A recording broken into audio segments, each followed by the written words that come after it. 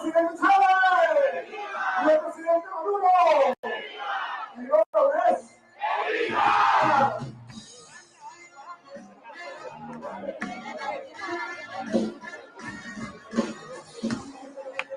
Sí, cola. ¡Que viva la patria! ¡Viva Chávez! ¡Viva Nicolás! ¡Viva nuestra fuerza hermana ciudad bolivariana! Saludos a la Unión Cívico Militar, Policial, Cultural, presentes en esta defensa de la patria. Este es el mensaje que estamos mandando al mundo. Ahora que acaban de decretar que somos que apoyamos el terrorismo y toda esa cuestión, en esa escalada que tienen de agresión, los gringos, y que pueden venir a decir lo que les da la gana. Aquí les decimos que ellos no pasarán y no volverán. Gracias a ellos venimos tanto por este abrebocas, solo fue un ensayo. Que alegan que el Colombia Pinto son los mejores de este repertorio que durante 25 años nos han estado acompañando en cada batalla, en cada lucha, por supuesto, a celebrar cada victoria. Somos ciudadanos vencedores, somos indestructibles en esta unión cívico-militar policial. Entonces, vamos a hacer una presentación también con el compañero Rácelo. Perfecto.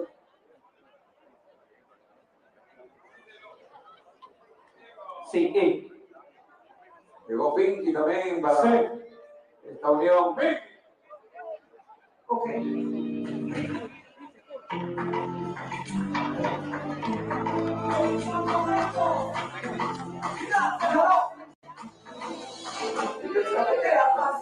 Invadir nuestra nación. Otra vez que equivocaste, por menos el vencedor, por lo vencedor. En el deber que juró, debo ir el favor. Ay, como no te sabes, ese ha sido tricolor. Oído, no se equivoque, acá el pueblo mágico la presente. Siempre a la orden, a defender la patria, un paso al frente. No se equivoque, acá el pueblo mágico la presente. Lo digo la presencia, siempre a la orden, a defender la patria, un paso al frente. Ahora no se equivoque, acá el pueblo mágico la presente. Siempre a la orden, a defender la patria, un paso al frente. No se equivoque, acá el pueblo mágico la presente. Siempre a la orden, a defender la patria, un paso al frente. Jugado en traicionar, hay que darle más imperialista. Con lealtad comandante, socializamos con valor en la milicia. Con la fuerza armada nacional bolivariana. En la libertad de nuestra tierra soberana. No se equivoque, hay un pueblo conmigo la presente. Siempre a la orden, para defender la patria, dar un paso al frente. No se equivoque, hay un pueblo conmigo la presente. Siempre a la orden, para defender la patria, dar un paso al frente. Lo que se meta con Venezuela, se seca. Lo que hable mal de Chávez, se seca. Lo que incitan a la guerra, se seca. Aquí lugar de traicionar. Lo que se meta con Venezuela, se seca. Lo que hable mal de Chávez, se seca. Lo que incitan a la guerra, se seca. Nunca ha podido Nicolás, no se equivoque. Hay pueblo con Nicolás presente. Siempre a la orden, a defender la patria, dar un paso al frente. No se equivoque, hay pueblo con Nicolás presente. Siempre a la orden, a defender la patria, dar un paso al frente. No se equivoque, son de Venezuela, no se equivoque. No se equivoque, desde siempre, traidores nunca. No se equivoque, donde el pueblo puede, la patria se crece. Siempre a la orden, a defender la patria, dar un paso al frente. Un paso al frente, un paso al frente. A defender la patria, dar un paso al frente. Un paso al frente, un paso al frente. A defender la patria, dar un paso al frente. Un paso al frente, un paso al frente. A defender la patria, dar un paso al frente. Un paso al frente, un paso al frente. A defender la patria, dar un paso al frente.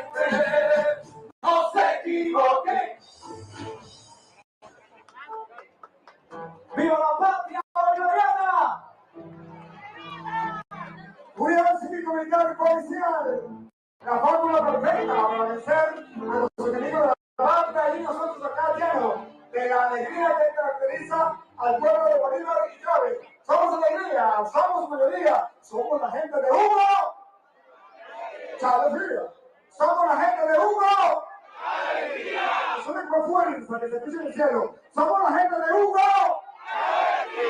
Nuestro comandante, nuestro grande cuerpo fue en el 13 Carreños, donde el presidente Chávez nos entregó en una oportunidad la espada de Bolívar. Hoy esa espada está en nuestro corazón y la desenvainamos cada vez que sea necesario, porque para defender la patria al pie del cañón estamos todos sus hijos hoy y siempre, camaradas. Así que esto, aparte de una marcha, es una gran celebración también junto con nuestros hermanos de allá de Perú, pero por supuesto con toda esa población a nivel nacional, que somos vencedores indestructibles gracias a ese amor que depositó Hugo Rafael Chávez Fría. We had a whole party over there today. We had a whole party over there. They do not want them to be invaded. Venezuela. ¡Que viva Venezuela! Vamos entonces con la música y esperamos una canción de Pinky. Ok, me dice que Pinky va a hacer una prueba bien buena. Vamos a ver con qué tema. Pinky va a hacer su prueba y a ver por ahí el club de abuelos de Sucre, del 23 de enero. ¿Cómo estamos con ella? La queremos, la amamos, aprendemos no solamente sus consejos, sino el gran ejemplo que ustedes nos dan en cada una de esas hoy. Son las primeras que están a las 5 de la mañana ya, nos pueden jalar la oreja con toda confianza. Véngase ahí con un abrazo un mucho eso, lo participa por el año escolar y comenzamos a brincar con el tema de Pinky que viene a este escenario. Tenemos preparado especialmente para celebrar los 200 años de la bandera de España en Perú y por supuesto no perdemos la oportunidad para decirle al mundo entero de Venezuela quienes defiendan y que hoy y siempre la democracia, la independencia, la libertad y por supuesto ese gran amor que rebosa, esa paz que rebosa en cada sector, en cada rincón del país, pero será con nuestra valentía y con nuestra fuerza para defender la patria. ¡Que viva la patria! ¡Que viva!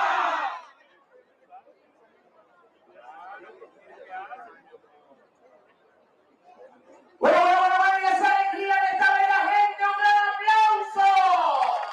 Y sobre todo para este gran pueblo soberano, para todos los jóvenes y las jovencitas. Ayer y hoy está de aniversario el Cuerpo de Policía Científica. Así que ese gran aplauso también para ellos. Hoy es el día del psiquiatra, ese gran aplauso para el psiquiatra venezolano.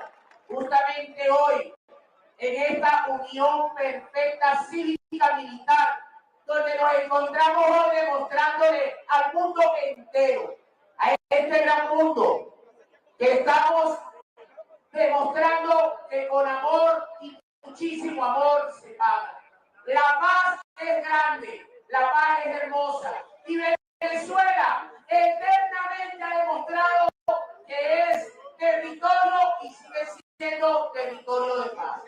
Venezolanos somos únicos en el universo. ¡Esa única venezolana! Claro que sí. Le saludamos a todas las instituciones que hoy nos están acompañando, sobre todo a mi casa madre, la alcaldía del municipio Sucre presente, la alcaldía de Caracas, la UNED presente, la Policía Nacional Bolivariana,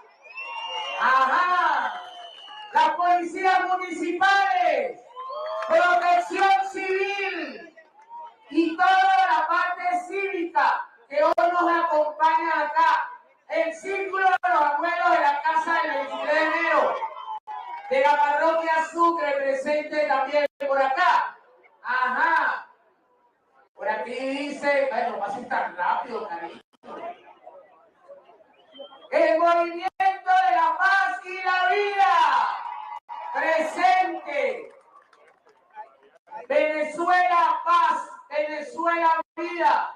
Y todos acá próximamente, en breve momento, ya vamos a estar saliendo a esta gran movilización para seguir demostrando. Recuerden que vamos a salir todos por el dejan ir derechito a esta bella hermosa concentración. Y sigue llegando gente, y sigue llegando pueblo. ¿Dónde están las UH? ¿Dónde están los consejos comunales? ¡Comuna! ¡Comuna! Así que tenemos entonces esperando a nuestro querido Pinky, que viene a hacer una prueba de sonido. Y ustedes que no nos gusta, y ahora bienvenida a nuestra artista Carmen Teresa Meléndez, que hace esta presencia acá hoy y siempre, en cada movilización, en cada marcha, en cada rincón de la Caracas, que esta vez más bella y Caracas, para que nuestro lema dice que siempre vencerá. Viviremos y venceremos en honor a Caracas. Viviremos y venceremos. Viviremos y venceremos. Ya llega Pinky. Mientras tanto, una musiquita de fondo. Ahora es. Esa es la que pensaba que iba a poner. ¡Vamos arriba!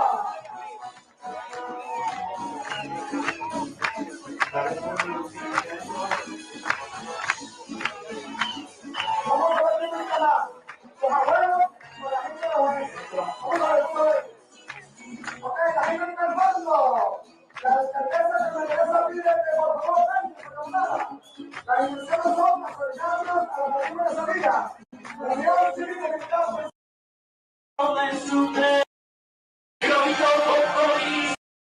Puso musiquita, DJ. Vamos a ver qué trae María Vinigua por acá, que creo que viene Factor M en breves minutos. Somos alegría, compañeros. Saludamos al movimiento Somos Venezuela, que dice presente. A nuestros hermanos y hermanas de la UNE que están presentes. Por ahí veo a la gente de la Candelaria que está sonando, está de moda. La gente de la Candelaria, vamos a ponernos aquí con la gente de la UNE, aquí adelante. Vamos a incorporarnos ahí. Es la fusión de todo el pueblo. De nuestros hermanos de la Fuerza Armada Nacional Bolivariana, a quien pedimos un aplauso para ellos, la Fuerza Armada Nacional Bolivariana. Aquí tenemos a nuestra almiranta Carmen Meléndez, un aplauso para ella, alcaldesa de Caracas, presente, una mujer leal, consecuente. Pero también queremos saludar a todas las fuerzas policiales que están presentes y a nuestros discentes que se están preparando de la UNE. Un aplauso para ustedes también. Un fuerte aplauso. Y queremos saludar a nuestro poder popular que este pasado domingo salió a votar masivamente con el cumpleaños de nuestro presidente Nicolás Maduro. Un aplauso para el poder popular organizado de toda Venezuela. Hoy, compañeros, un día importante, un día de movilización, de conciencia. Seguimos saludando a los compañeros del Partido Comunista de Venezuela, a nuestras hermanas del 23 de enero, al Movimiento de Trabajadores de la Procuraduría General de la República que está presente, el Movimiento por la Paz y la Vida. Y si me siguen pasando papelitos, yo los voy nombrando a todos. ¿Quiénes estamos acá? Consejo Campesino, vamos a incorporarnos aquí, Consejo Campesino. Ya le vamos a dar una banderita al Consejo Campesino. ¿Quiénes levantaron la mano por aquí? El SAIM, el Movimiento de Trabajadores del SAIM. El SAIM vamos a incorporarnos, vénganse por acá, compatriota. Todo el Movimiento de Trabajadores del SAIM. Vamos a incorporarnos acá, por favor. Hermanos y hermanas, la fusión. Hoy es una movilización de todo el pueblo en sus distintas expresiones, DJ. Ponnos algo de música, DJ María. María nos autoriza, DJ. Suelta una pista ahí rapidito. Que viene Pink. ¿Qué otras organizaciones están presentes? Vamos a ver, está el Partido Comunista, el Consejo Campesino, el Movimiento de Trabajadores de CAN TV dice presente. La gente de Barlovento, mi gente de Tacarigua, de por allí. El Movimiento de Trabajadores de Ciencia y Tecnología presente también. Por ahí está la Misión Robinson, Territorio Libre de Analfabetismo, presente. Saludamos, hermanos y hermanas, a los militantes del Movimiento Somos Venezuela, el Partido Socialista Unido de Venezuela. Servicio de bienes recuperados, servicio de la patria. Luis Montanita y su equipo, dice por ahí. Bueno, un aplauso para ti, compadre. Bueno, hermanos y hermanas, Movimiento Afrodescendiente, claro, hermano, cómo no. Bienvenidos, saludos. Vamos a incorporarnos por aquí, compatriotas. Movimiento Afrodescendiente aquí con el Consejo Campesino. Los compañeros de la UNE, Vamos a alinearnos y cubrirnos con el pueblo. Un compañero de la UNE, un compañero de otra organización popular. Debemos mostrar la diversidad de nuestro pueblo. El resto de compañeros de la UNE que están por allá, vamos a avanzar. Allá, los que tienen la bandera tricolor. Vamos avanzando un poquito. Sí. Concentrado. Ajá. Allí, buscando cerca. Mire, no hay una venezolana, porque escuchemos a la pirata canta. Canta muy bien, ¿ah? Sí, ¿verdad? ¿Quién? Ay. Linda Marina, por lo menos, hola, Pedro. Yo traigo un grito llanero que me salió del te quiero para cantarte Marina. Ajá, para la Almiranta, un aplauso para la Almiranta, ¿vale? La alcaldesa de Caracas. Un mensaje para nuestro pueblo, mi Almiranta. El que manda a cantar, ¿verdad? Tiene buena voz. Así que cante él, que tiene buena voz. ¿Ah? Hago coro, mi Almiranta, yo hago coro con Phillips. Yo hago el coro aquí. ¡Levantar la bandera! Vamos a escuchar música venezolana. Tenemos música venezolana. ¿Cuál quieren? Salsa. Salsa. ¿Qué dicen los campesinos? Llanera. Música venezolana. Bueno, por ahí viene Vamos a calentar porque esta marcha del día de hoy es histórica. Es una marcha cívico-militar policial. Aquí estamos todos juntos como hermanos porque unidos para defender nuestra patria. ¿Quién es patriota de los que están presentes que levanten la mano? Todos los que amamos a la patria. Hoy vamos a marchar en un día histórico, celebrando el bicentenario de aquel día allá en Perú que le dieron a nuestro libertador la espada del Perú, que va a estar comandando esta marcha hasta que lleguemos al lugar de destino de nuestra bandera, nuestro símbolo. Aquí en Venezuela se respeta, somos un pueblo de dignidad y le vamos a mandar un mensaje al mundo en este día glorioso, en este día de patria, en este día de un pueblo con dignidad, un pueblo que resiste y que no se le arrodilla a nadie. Aquí está el pueblo de Venezuela. Bueno, que suene la música, ¿ves? Bueno, mi Almiranta, llegó Factor M y mi pana Camerún. Un aplauso para Camerún y Factor M. Debo decirle, un compañero que ha entregado su vida, su juventud a la música, a la cultura y a la defensa de la revolución bolivariana. Con ustedes, hermano y hermana DJ, suéltale una ahí. Ok. Factor M. ¿Dónde está mi gente revolucionaria?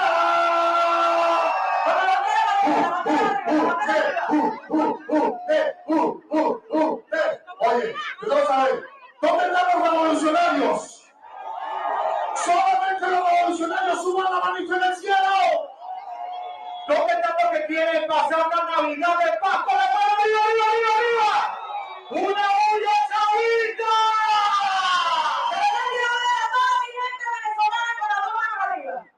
Todo lo que se sienta orgulloso de ser venezolano. Vamos a hacer una bulla de 5 segundos, ¿sí?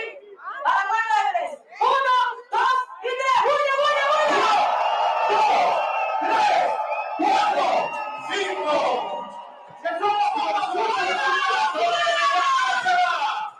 Desde el amor estamos trabajando. Vamos a resolver.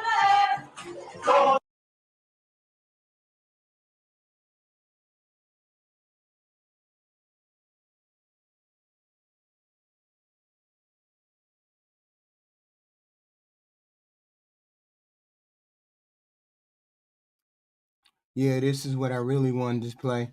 I was just playing a part of that. Let's listen to her interview, some of her interview.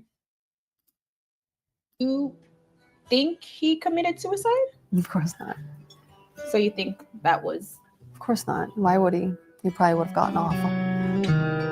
Hey roommates, it's your girl Tembi, and today I'm joined by Lisa Phillips, who is a former model who survived Jeffrey Epstein's global trafficking network. Today, she's stepping into the shade room to tell us a little bit more about her story from victim to voice and silence to leadership. Lisa, thank you so much for being here with us today. Thank you so much for having me. How are you doing? I'm super excited. Yes, I'm happy to have you here. All right, so give me a little bit about your background as a supermodel, the year 2000s. You're doing your thing, you're killing it, you're, ambitious, and you link up with one of your friends. So like you said, I was a model in New York and I was living my dream. It's what I had always wanted to do since I was like 13 or 14 years old. The 90s was that time when everyone wanted to be a model. And I just pursued that dream pretty hard after high school. I graduated high school in Belgium, actually. Oh, wow. My father was in the service. He worked at NATO, and I left Belgium and went straight to Miami Beach. It was like the heyday, late 90s. And started working my way up in the business. And I worked in South Africa for a while, and I worked in Greece and LA. And then I was like ready for New York. Moved to New York at the tail end of 1999. And then in early 2000, I had booked a really special job. It was the cover of a magazine and a spread with another model from my agency. And I was really excited about it. And we flew to Tortola in the British West Indies. Fancy. Yeah. Yeah. I mean, it just was a great time in my life. And, the other young model was just like, I have a friend who owns an island close by. We have a day off tomorrow. And, let's go hang out. And so we had talked to the crew and they said it was okay. Ironically, it's kind of weird. They let us go, but we were able to leave for the day. So tell me what the island was like itself and what the process even was to get you guys there. Okay. So there was a boat that was sent for us. So we took the boat across from Tortola to Little St. John's. Okay. And so normal day on the island. It was very beautiful. We played in the water a little bit in the ocean. There was like a trampoline in the ocean. And then, it was really cool. And then I went to the pool area and there was like an older man there with some younger girls. I noticed they were all blonde. And the girl who brought me also was blonde. And we just, hung out and had a good time. Then we went to dinner and we all sat at a table and we had some really delicious food and enjoyed the evening. And that was the moment where I met Jeffrey Epstein. So at this point, nothing seemed suspicious. It was just like, we're girls living our best lives. How cool. So at what point did that setting change for you? Well, I mean, with older men and younger girls, this is something you see a lot in the modeling industry. It was prevalent back then. So, I mean, it's always like, it's kind of odd, but I didn't think anything of it. I certainly didn't think I was in any danger or anything. I was just enjoying the time away from, work. And so everything was fine the entire day up until the evening time. And then I went into like the quarters area where we were going to stay that night because they couldn't send us back to the other island until the morning. Okay. And so I was just hanging out with the other girl, just like on the bed and just talking and stuff. And that's when someone knocked on the door and it was one of the other young girls from the pool. Yeah. Okay. And from dinner. And she just said, Jeffrey's ready for your massage. And so at that point, that was the first I had heard of a massage. I didn't know anything about this man that I met, except for that he was very charming and very nice. And he paid a lot of attention to me at dinner and asked me a lot of questions. And what kind of questions did he ask you? Well, he was really good at getting kind of into my psyche, like where are you from and what's your family life like and what's your relationship with your father, your siblings, and what are your dreams and aspirations, and all these questions that most men don't ask you. So most men talk about themselves most of the time, but this one was like honed in on like, who are you? And I want to know more about you, and you're so interesting. And so you're feeling special. Yeah, it was super. Yeah. Special to have this, older, interesting, definitely smart, man, interested. but it was more like a mentor kind of thing. Okay. You know, it wasn't like a playboy or, you know, those type of vibes. Mm-hmm. And as a child, I had grown up in Oxford, England. Right. And he found that really interesting. Okay. And then, you know, I just felt really comfortable with him. I didn't really think that much of it. Mm-hmm. So now we're in the bedroom, and I was told that I have to do this massage. Mm-hmm. And I said to the other girl, like, what's going on? And she was like, oh, well, you know, Jeffrey kind of likes these massages. You just have to do it. And I just, you know, I went back and forth with her a little bit on that, but I ended up, you know, just agreeing and just going with her. And I left that room and walked over to his room. Okay. And we opened the door, we walked in, and he was naked on a massage table and, you know, face down. And what did you think at that moment when you walk into this room and you see him naked on the massage table? Like, what goes through your mind? it was just like, Yeah. like, what are we doing here? Yeah. You know, it was just, everything was really odd, but I didn't feel in any danger. I just thought, okay, maybe I have to do this creepy massage. Like, it hadn't shifted yet. Okay. So it was an actual massage. Okay. And, you know, with real massage techniques. So it did start off as a massage. Okay. And then things shifted. And he went a little dark with the way that he was speaking to me and her, and asked weird questions, you know, like, do you have a boyfriend? And, you know, While you're are you doing the having massage? Yes, like weird stuff, you know. And I was in my early 20s. I wasn't a teenager, you know, but I was in my early 20s, you know, off the plane from Belgium. Like, I wasn't really aware of these types of things. Yeah. But I mean, long story short, he abused me and the other girl that evening. And, you know, I just kind of ran out of there with her and went back to that room and kind of just looked at the ceiling all night and was just like, what the f- is going on? Yeah. Like, what's happening? And she didn't really have that many answers for me. I feel like.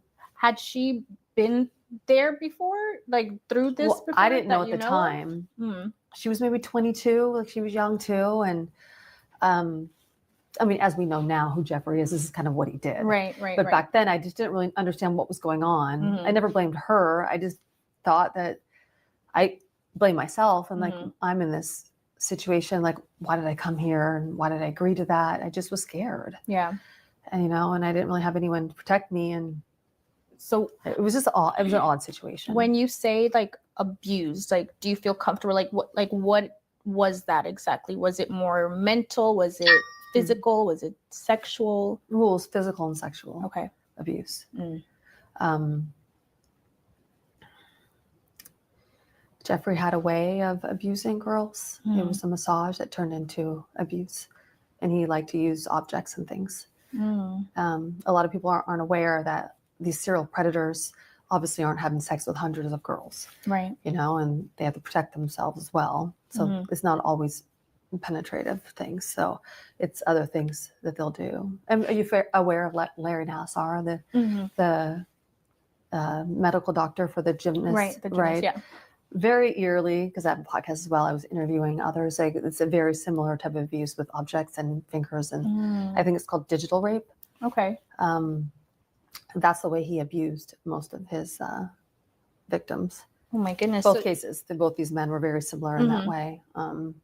So when it comes to serial predators, it's a control thing, and they get off on that whole thing of seeing the fear in your eyes. Yeah. So to explain that, it's not always just what you think of a rape. So there was someone who testified in his case that, you know, Ghislaine taught them how to do the massage. Yeah. Did you encounter her at any point? She wasn't on the island. I met her later on. But they were actual massages. I mean, he really did like to have massages. And there were real masseuses there. As we know, turned into sex slaves for the rich and powerful. So to answer your question, yes, they were actual massages. That just went dark at some point. So you go back to the room, you're with your friend, and what happens from there? Well, I just stayed up all night. I was scared. You know, I was trapped on an island. I didn't know how to get off the island. I didn't know what I remember, this is 20 years later. So I was just scared, and I just waited until the boat arrived in the morning, and we ran quickly and got on the boat and we left. So you didn't even see them at all after that? Never saw him again on that island. Did you see your friend ever again? Oh, she went with me. Okay. Yeah, back to the photo shoot. Okay. Finished up the photo shoot for a couple more days. Went back to New York. And yeah, she was a model that was with my model agency at the time. So I did see her, but I never really got any answers from her back then. And most of the young models or actresses and young women during that time didn't talk about it really. I mean, maybe there was some like, like, does he do these creepy massages? But we never really went further than that because, I think victims, they blame themselves first of all, and there's a lot of shame. And this is a very different time where we don't speak about those things then. So at what point did you feel comfortable to start talking about your experience? Well, this happened in 2000. Right. And never felt comfortable during those years. I got married, had kids, moved on. And it wasn't until Jeffrey died in 2019. So this is 19 years later. Wow. When I even started thinking about what happened to me back then. Had you blocked it off? Well, you kind of do. You suppress it. You don't think about it. But Jeffrey got in trouble 2004, 2005. There was a Vanity Fair article. Right. There was, the kids in Florida. Yeah, in 2008. So I started thinking, starting to understand what kind of monster he was and understand the whole situation of what was really going on, but not an understanding like I do today. And it's probably not even all of it. So you've talked about how after you left the island, at some point, he reeled you back in. Can you talk about that a little bit? Yeah. So after I got back to New York, I continued working as a model. I did feel a little bit more damaged. A little more. I felt damaged after that. So I stopped dating, and I started hanging out more on the social scene, and I started partying a little more and not really feeling that great about myself. I'm very confused, but I couldn't talk to anyone about it. And then you have to understand with Jeffrey Epstein, this is an operation going on. So he has secretaries that are working for him, and they would call me profusely. They would call me all the time. Jeffrey thought you were amazing. Jeffrey thought you were really powerful. Jeffrey wants to help you out. All these things to try to reel me back in.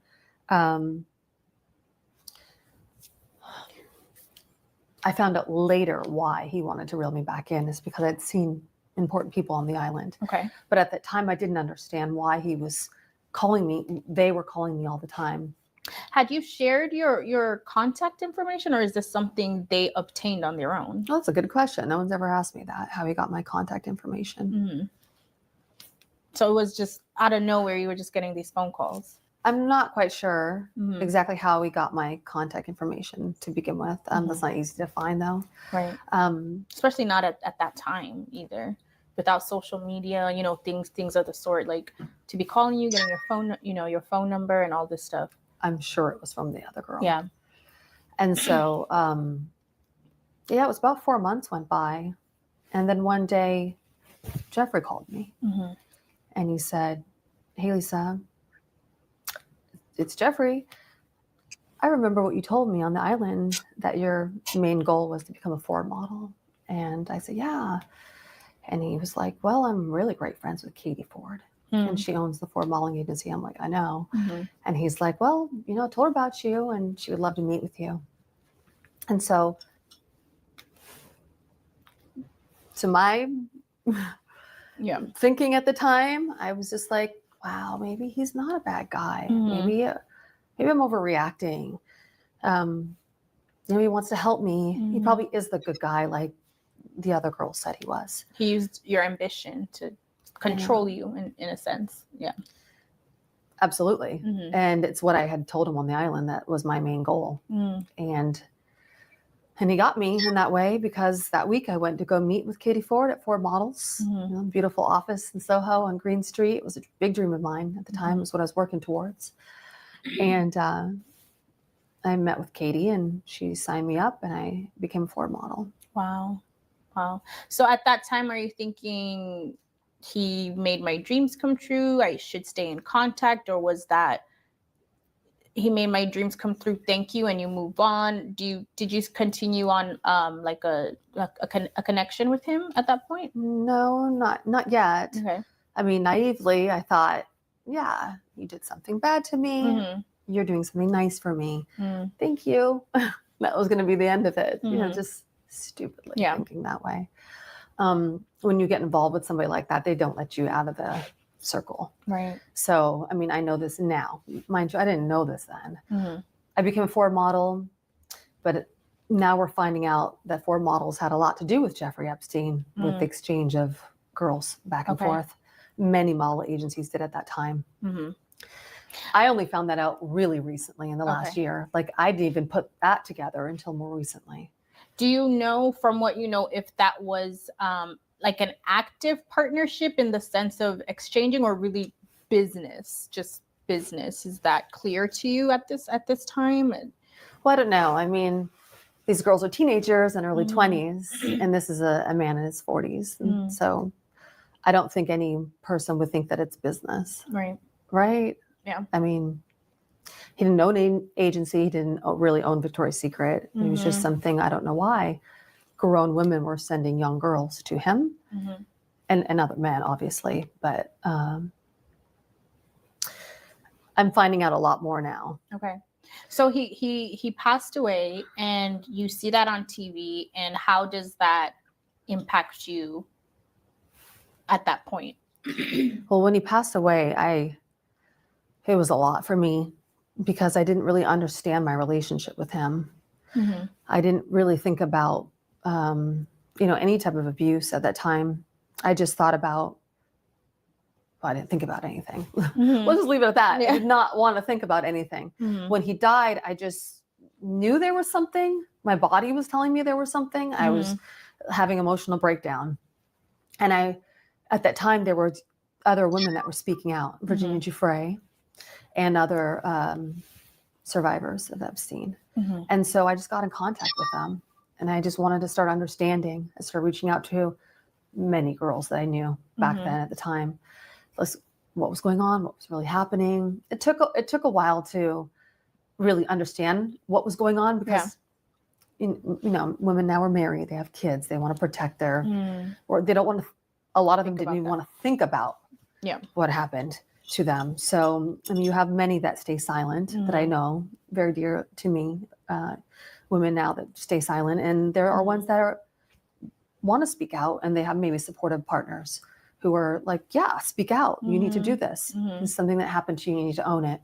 So I was just coming from that point of view. I didn't really have a supportive family. And the partner during that time, who was sitting next to me when, I saw the news that he had died on the TV, right like that. And he saw, me run into the room, and for days, I just couldn't understand what was going on. And finally I had said to him, like, I'm really ready to talk to you and tell you what happened to me back then. And it was like really hard for me to, even because it was the first time I was going to say something about it. I'm getting emotional because it was very emotional back then. And he said to me, oh, I don't want to hear about it. And I was just like, well, what? And it was hard for me, because when you're dealing with these type of abuse, and it's hard for you to speak out, but it's also hard for people, and maybe they're dealing with abuse of their own, or, they don't want to support you. So, sorry. It's okay. So it was very, very difficult for me to start the process of like figuring what the happened to me back then. Like, why did he abuse me like that on the island, and why did he reel me back in? And there was a young woman who started speaking out. Can we get some tissue? And she's the woman who passed away recently. She took her own life. Virginia. Her memoir just came out. And if you read that memoir, you will understand why people who go through these types of things have a hard time dealing with their shame, or their just being understood and seen about it. So you suppress it and you don't talk about it. Did you try so you tried to talk to your partner about this? He shuts you down. At that point, does that empower you to talk about it to someone else? Does it make you feel more ashamed to where you stayed silent even longer? The emotion comes from the fact of no support. And we'll get into that, why that later. It's so important to me with my podcast and with Capitol Hill. But what I was going through, to answer your question, was I just didn't have any support. The partner who I had given up my life for, my job, like to move in, blend our families here in Los Angeles, was basically telling me, You didn't deal care. with it on your own. I don't care about you. I don't care about you. And I realized that. And so I was seeking people who understood what was going on. And really, those were just the other survivors of Epstein, which there were hundreds of them. Yeah. Had you talked to anyone else about it up until that point? Girlfriends that knew him back then.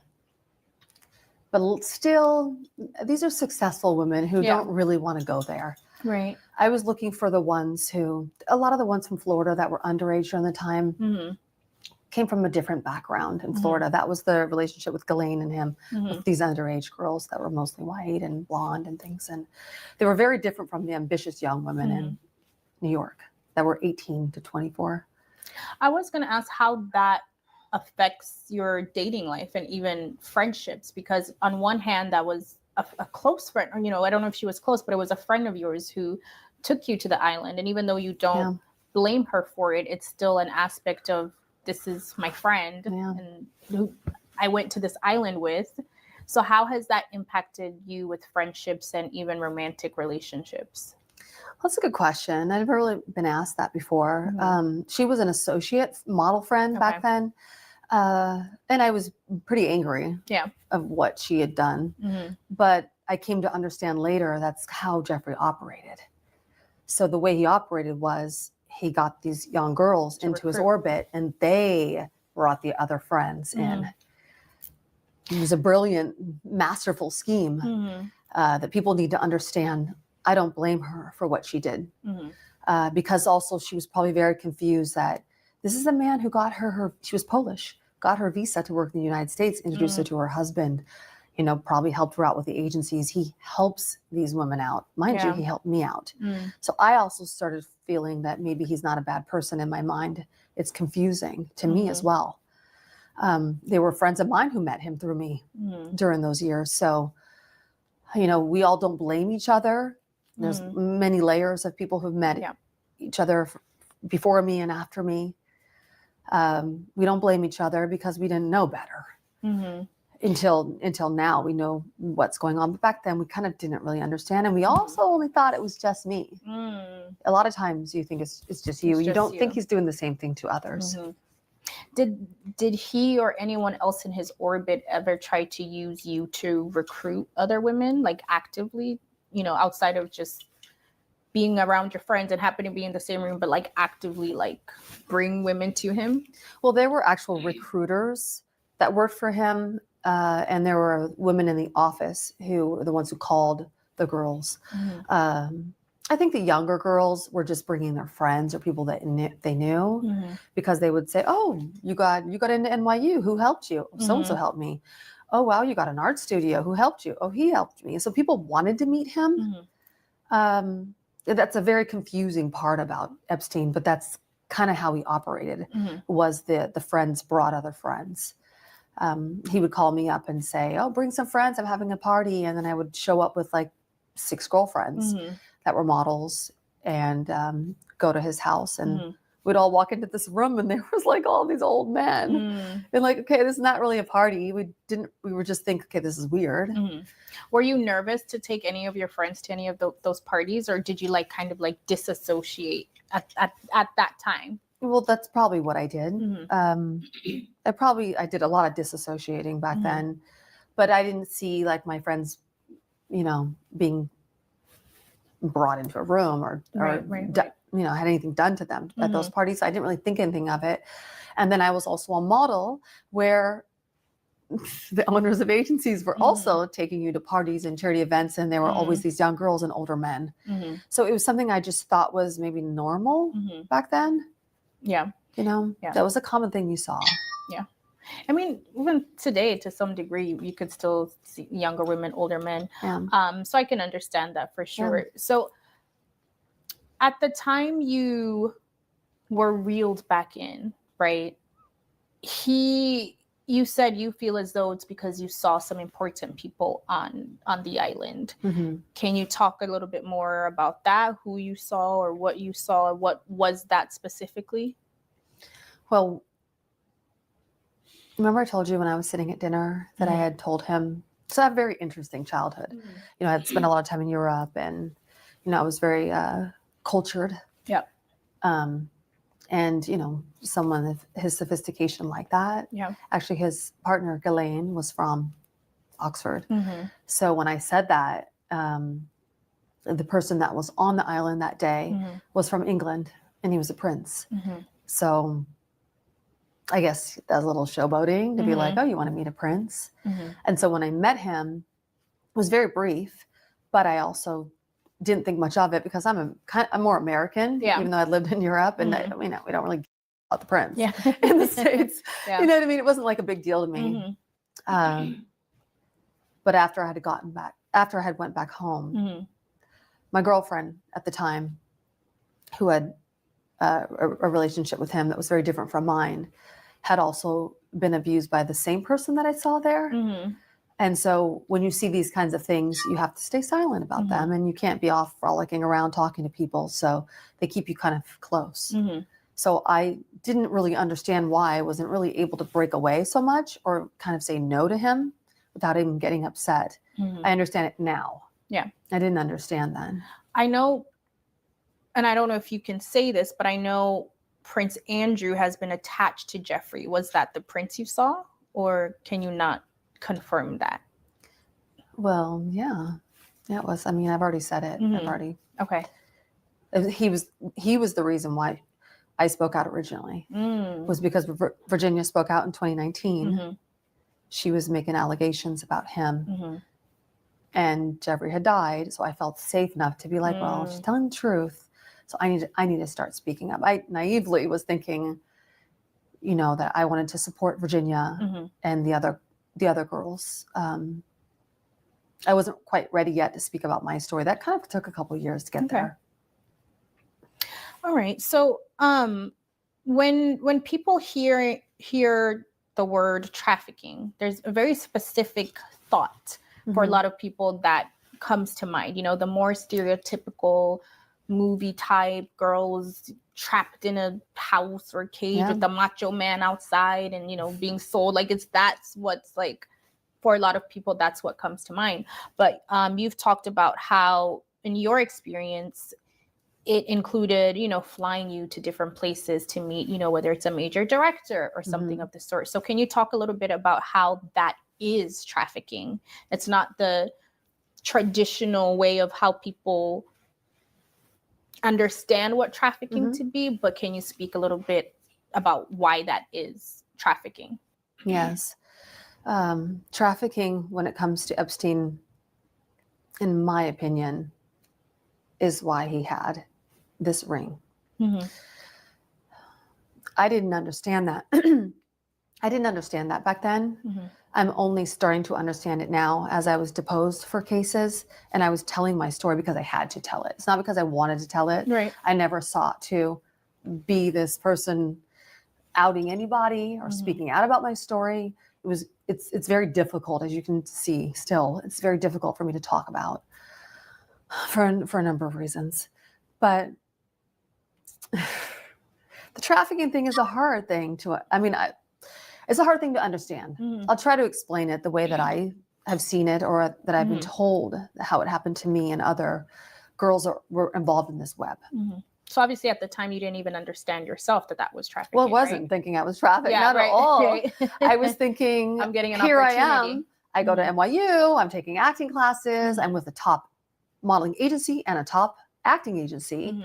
If someone says, hey, I have an audition for you that you're right for, you'd be like, yes. Wouldn't you go? If it's a big director that you know who it is, nobody would say no.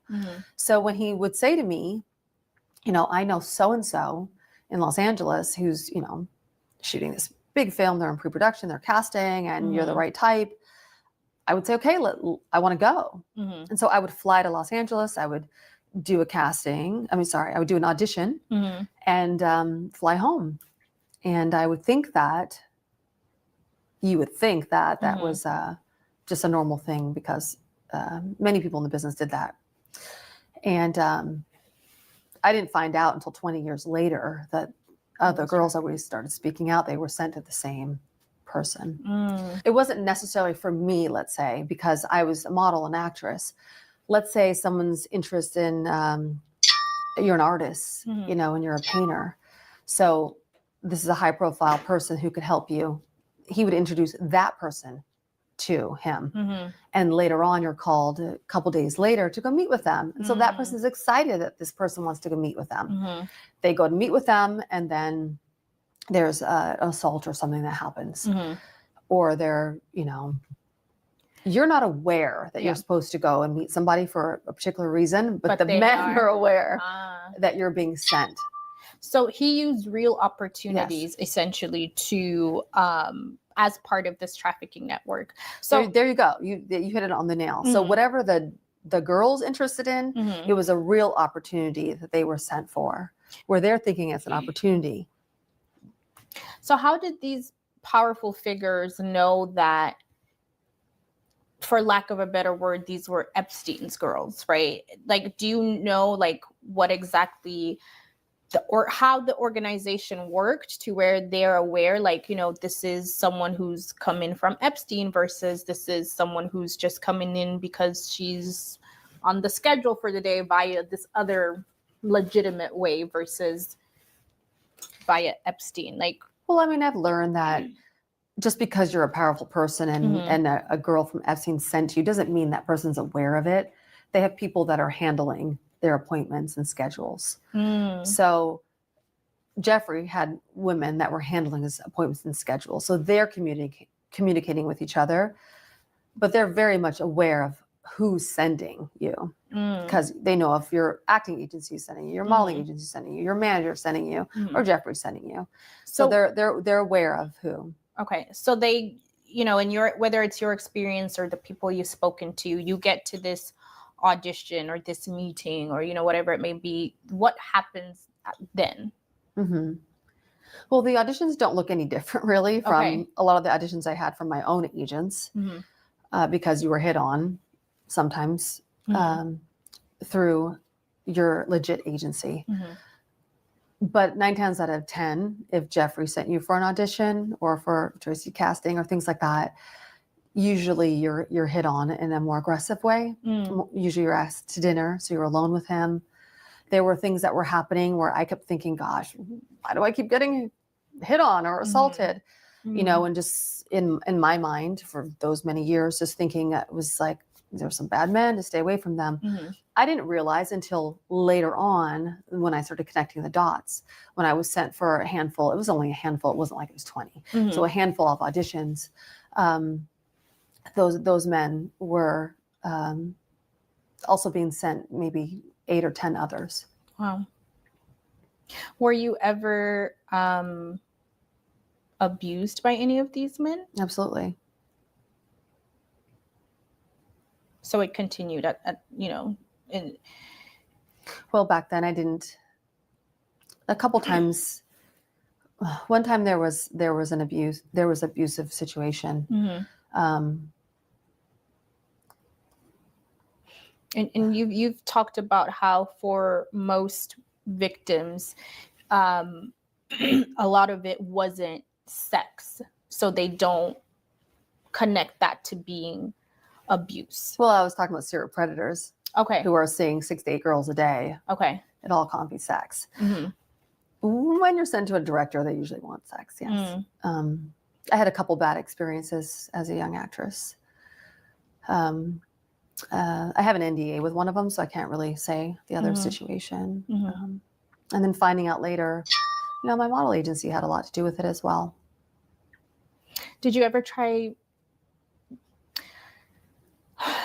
sue your modeling? Like, how does that work? Like, how do you hold your modeling agency accountable? What's it called when they make you come? Subpoena? Yeah. So yeah. So a lot of these cases were because I was subpoenaed or deposed for, and I had to be honest and say what happened to me. This was never like on my own saying that I'm going to go after these men. I've never wanted to, or go after the owners of my agencies. I'm ready to move on with my life. That wasn't really my angle. Right. It just happened to come out that way. So we flash forward, right, to modern day. At some point, Jeffrey's arrested. They go through the trial. Ghislaine's sent to jail. Modern day, the government says they won't release the list, the client list for the sanity of the survivors. And you and some other survivors make a powerful stance and go to Capitol Hill and basically say, well, if y'all aren't going to release the list, we're going to release our own list with what we saw and who we know. So can you talk a little bit more about that? Very powerful, by the way. Thank you. It did feel very powerful. I think in that moment for me, it was just about taking my power back. I felt so helpless for so many years. I felt confused and isolated and really kind of getting angry, standing there listening to these young girls, their experience when they were young girls. And a lot of them were really dark. And we're kind of all aware because there's hundreds of us.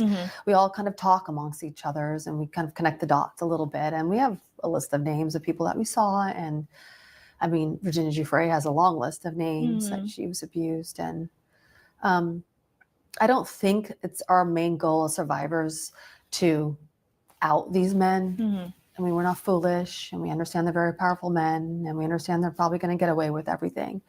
What we were trying to say is that, the DOJ has a responsibility to release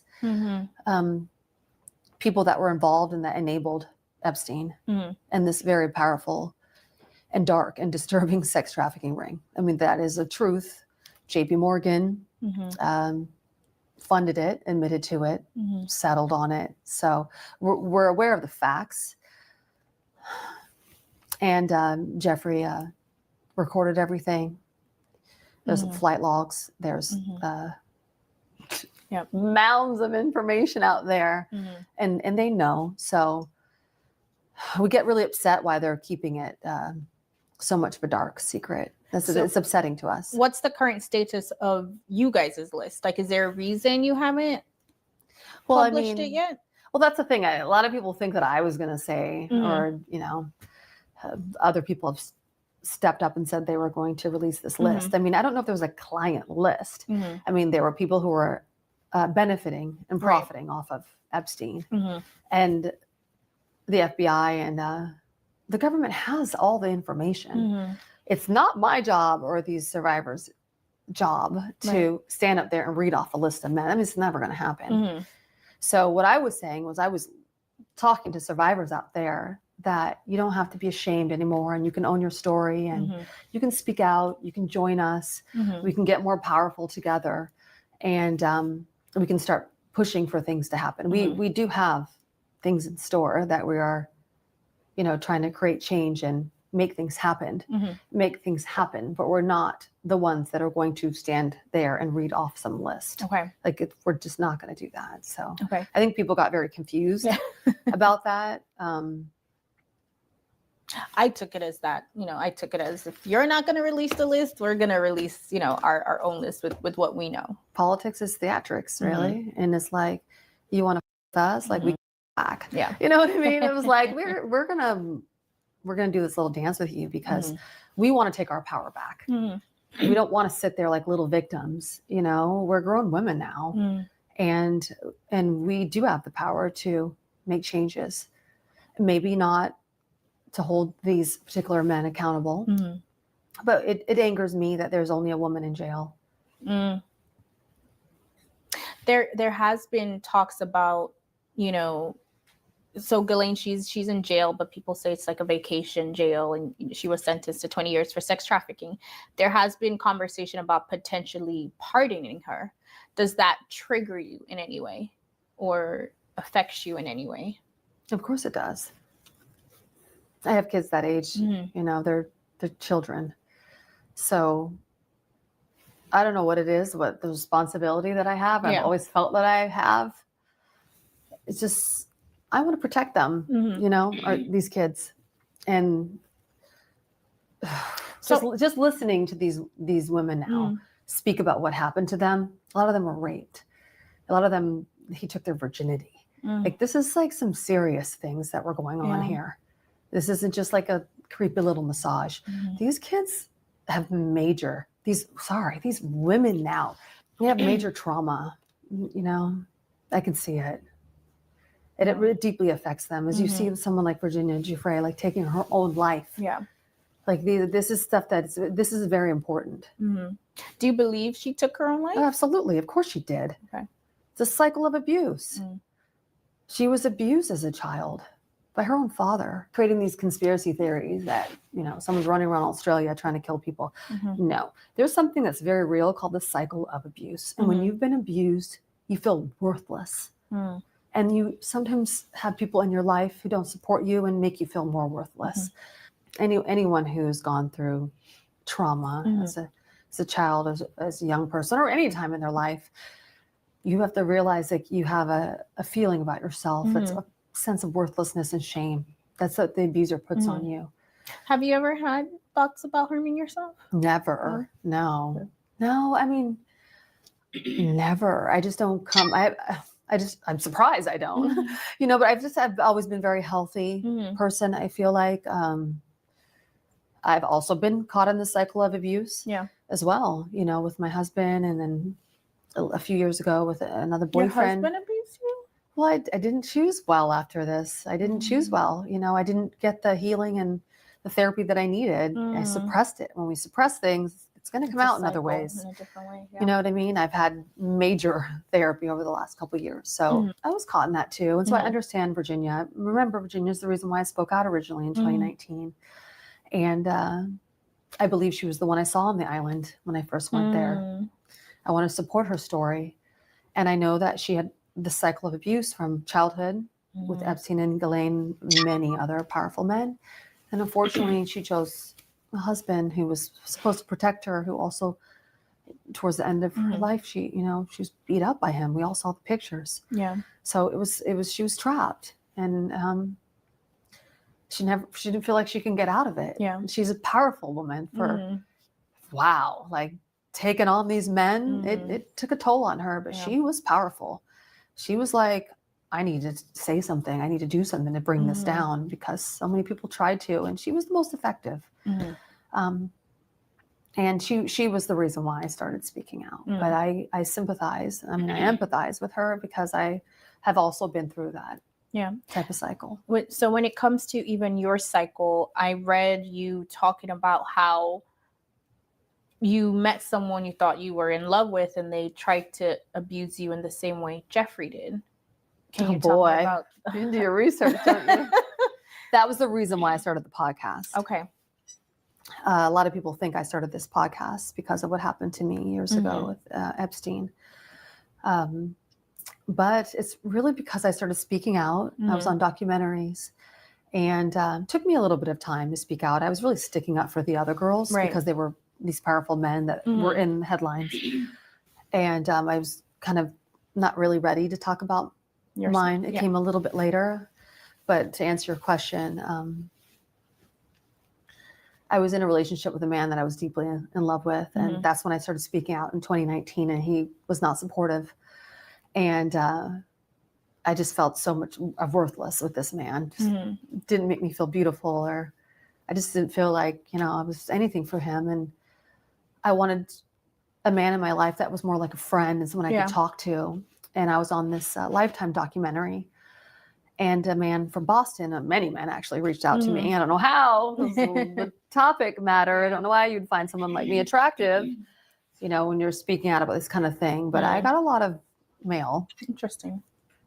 But this one man in particular, he was into commercial real estate, and he was successful, and he had a lot of pain from his childhood. I think he had been abused. Well, we just became really great friends, and we had a friendship. It wasn't the love of my life. It wasn't really a attraction. It was more just a great friendship, I thought. So I knew him for about 5 months, and it was during the pandemic, and I moved myself and my boys to Boston for a few months, just to be close and get to know this man. And I'd known him for about 5 or 6 months, and on the night that we were going to be intimate, you know, I never talked about this, but this man wanted to abuse me in the same way that I had been telling him. You know, and it's just like, it broke me because, why am I so emotional?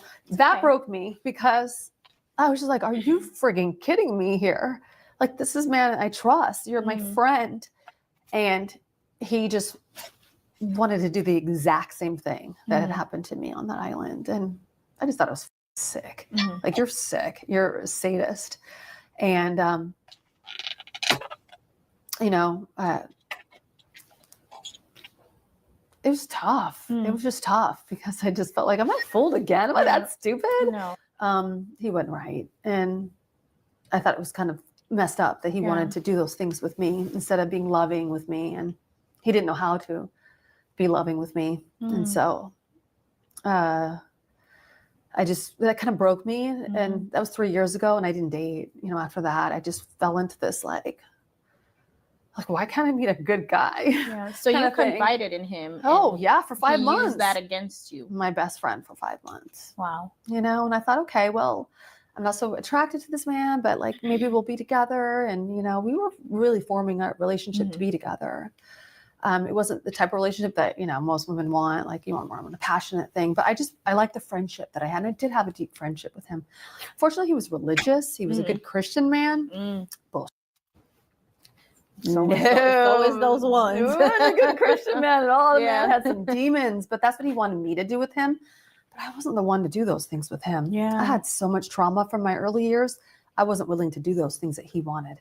Which is what? The things he wanted?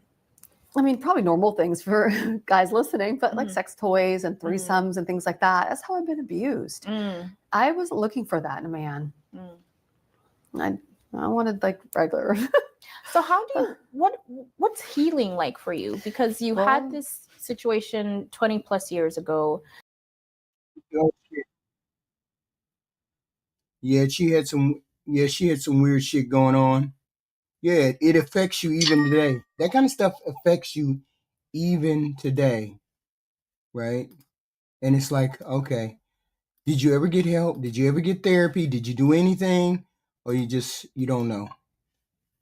We really can't tell because she didn't say anything. We don't. 5 others who are either former. So this is one of the people who spoke up on that video, who said you didn't have to you didn't have to listen to unlawful orders.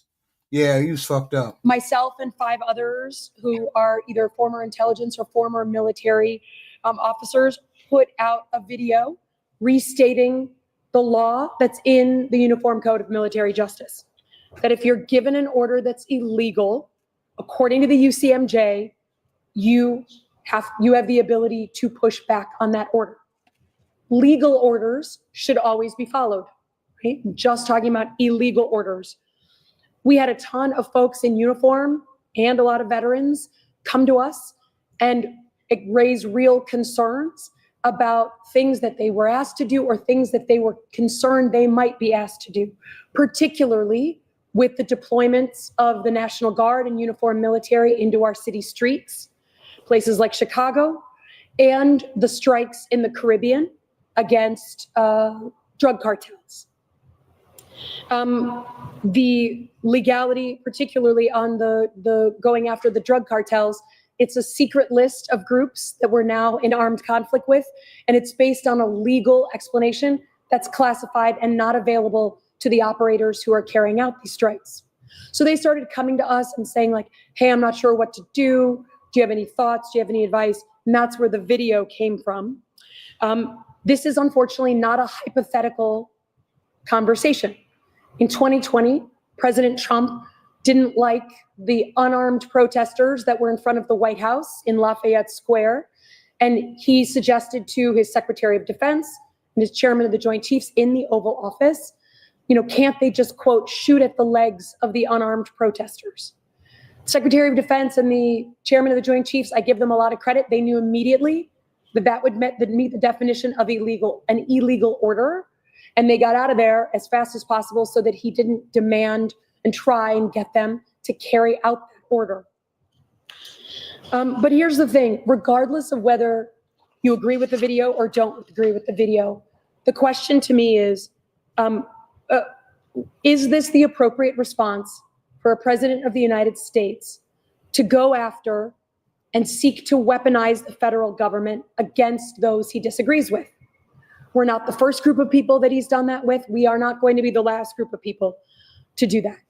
He's tweeted dozens of times about us in the past 72 hours or so, as has the vice president, saying that we should be arrested, we should be tried, we should be convicted, and made clear repeatedly that the sentence for that crime would be hanging. He's repeated that over and over, both in his statements and in memes.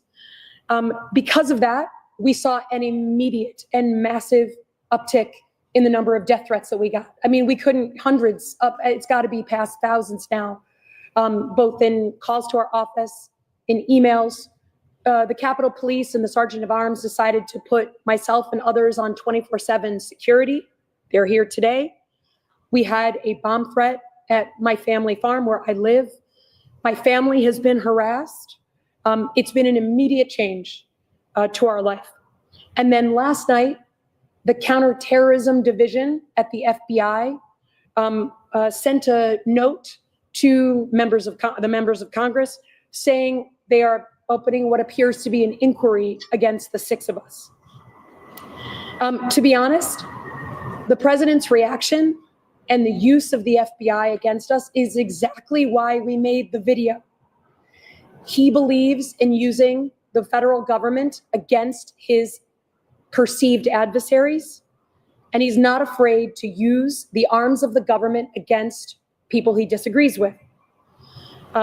He does not believe the law applies to him. He has said that every which way to Sunday, which is exactly why we made the video, to give people some assurance that they weren't alone as they watch this stuff unfold. This is a scare tactic by him. He is I don't think they should be able to prosecute. He should be able to prosecute anybody. Okay. This old already see you. Yeah. attempting to use the FBI to scare us out of. The problem is we have an unlawful president. People just have not accepted the fact that we have an unlawful president and a president who doesn't mind breaking the law. That right there in itself is a problem. And when you got to put PSAs like this out because the president doesn't know how to conduct himself in polite society, that's a goddamn shame. Continuing to talk and have conferences like this. And I think it is a well-worn tactic of people who are trying to intimidate adversaries, their perceived enemies, out of public criticism of themselves. And again, this is not about any one video or even one sentence out of a video. This is about who we are as Americans, how we're going to engage with each other, whether we're going to use law enforcement and the military to target legally people who say things that is basic freedom of speech and restating existing law. Now, obviously, you hear I have a cold, but regardless of that and the attempts to intimidate us, that is not going to stop me or anyone else who made this video. In fact, I think it's more important than ever, given that he's used the same tactic on the private sector, on law firms, on universities. We are not the first group and we are not the last group that he is going to use the arms of the government. And again, if he's going to use the FBI against members of Congress, what would he do to average citizens who don't have that elected cover? So it's not going to stop me. It's not going to stop others. I feel strongly that we were doing what we believed was right based on our oath of office to the Constitution. And if he wants to use the FBI and Kash Patel against us, that is his choice, but it just reaffirms why we made this video in the first place.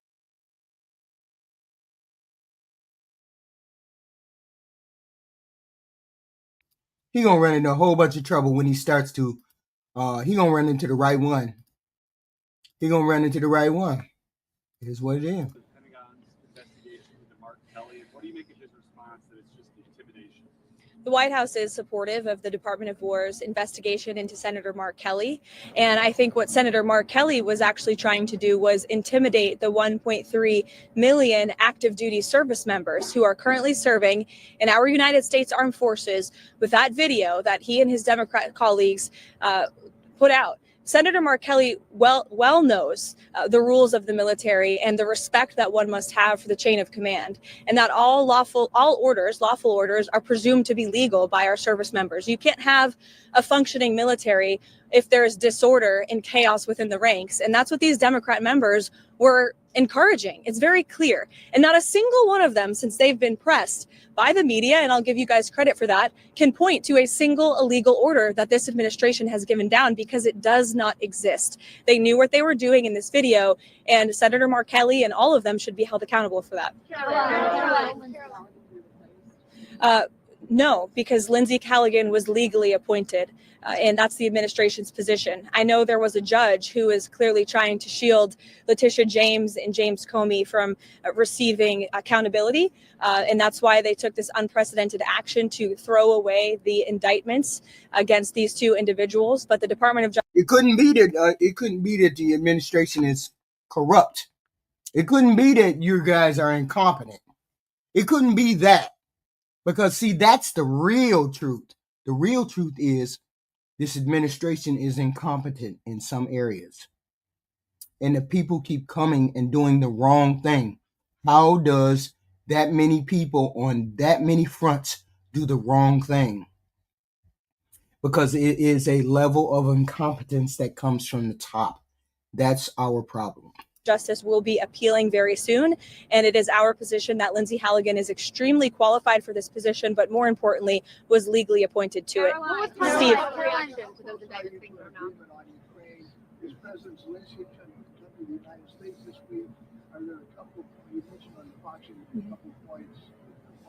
Yeah. So there are no plans at this moment in time. As you know, things can change very quickly around here, so we'll keep you all apprised, but there's no meeting scheduled right now.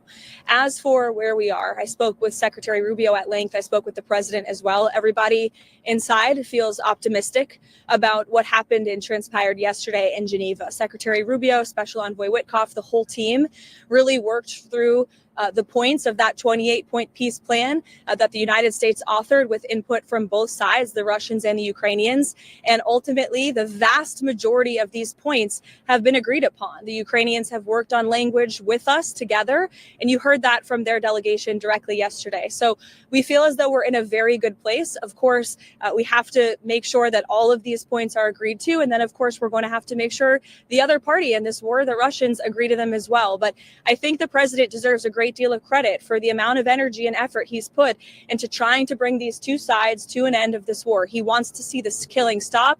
As for any deadlines, he wants to see this end as soon as possible. Is the president more determined to go after Tish James and James Comey? Go ahead. Is the president more determined to go after Tish James and James Comey? Excuse me. I'm answering a question from you. Looked at me. I'm sorry. I turned and looked at you because you're yelling. I will take a question from your colleague, and then I'll take your question too. Okay? Go ahead.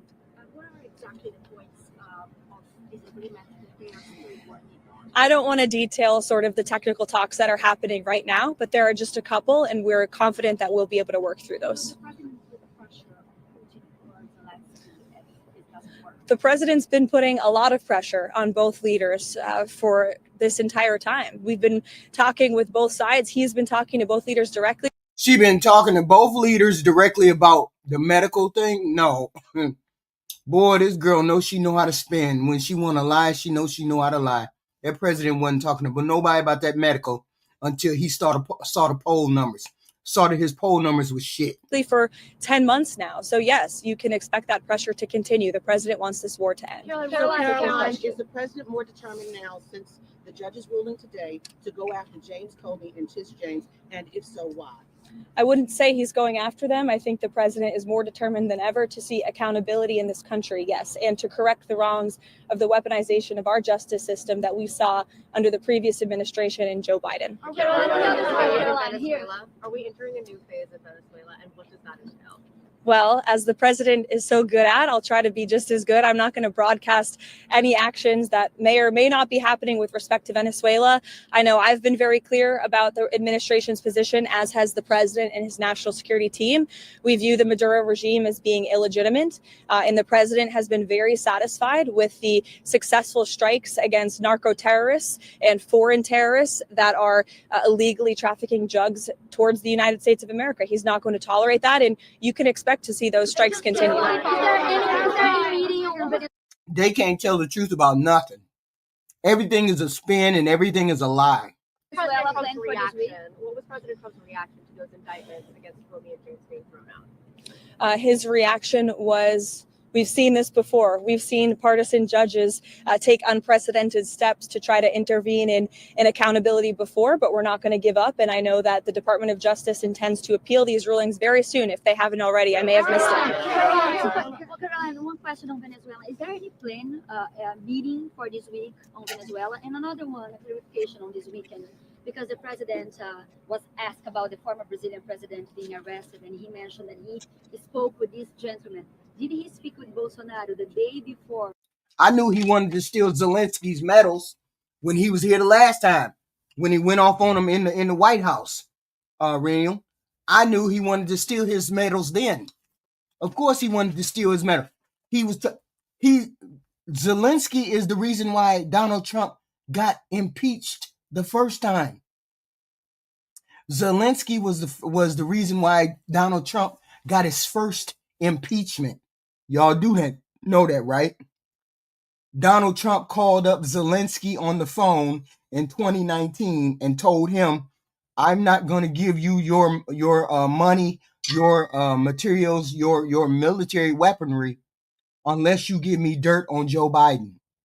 Zelensky is the reason why Donald Trump got impeached the first time. The phone call between him and Zelensky. He was arrested. Not to my knowledge. I don't know if that call took place or not. It may have. I can get you a firm answer on that, Raquel. I know it's of great importance to you for your reporting. As for meetings on Venezuela, there's meetings on a range of topics inside this building all of the time. And the president is constantly apprised of what's going on in the world, what's going on in the news. And he's very well written into all of the things that his team are working on. Caroline, please, you would not go into the sticking points of the disagreement between the two parties. Oh shit, I forgot I got to show y'all something. But how holy shit is the president in coming to a deal, and will the Europeans be part of a final negotiation? I think he's been quite flexible already. We've been watching this war go on for 10 months. He's talked to both leaders countless times. Our team has engaged with both the Russians and the Ukrainians extensively. As I said, there is a sense of urgency. The president wants to see this deal come together, and he wants to see this war end. I wanted to ask you, is it MAGA to support American workers being replaced with H-1B visa holders?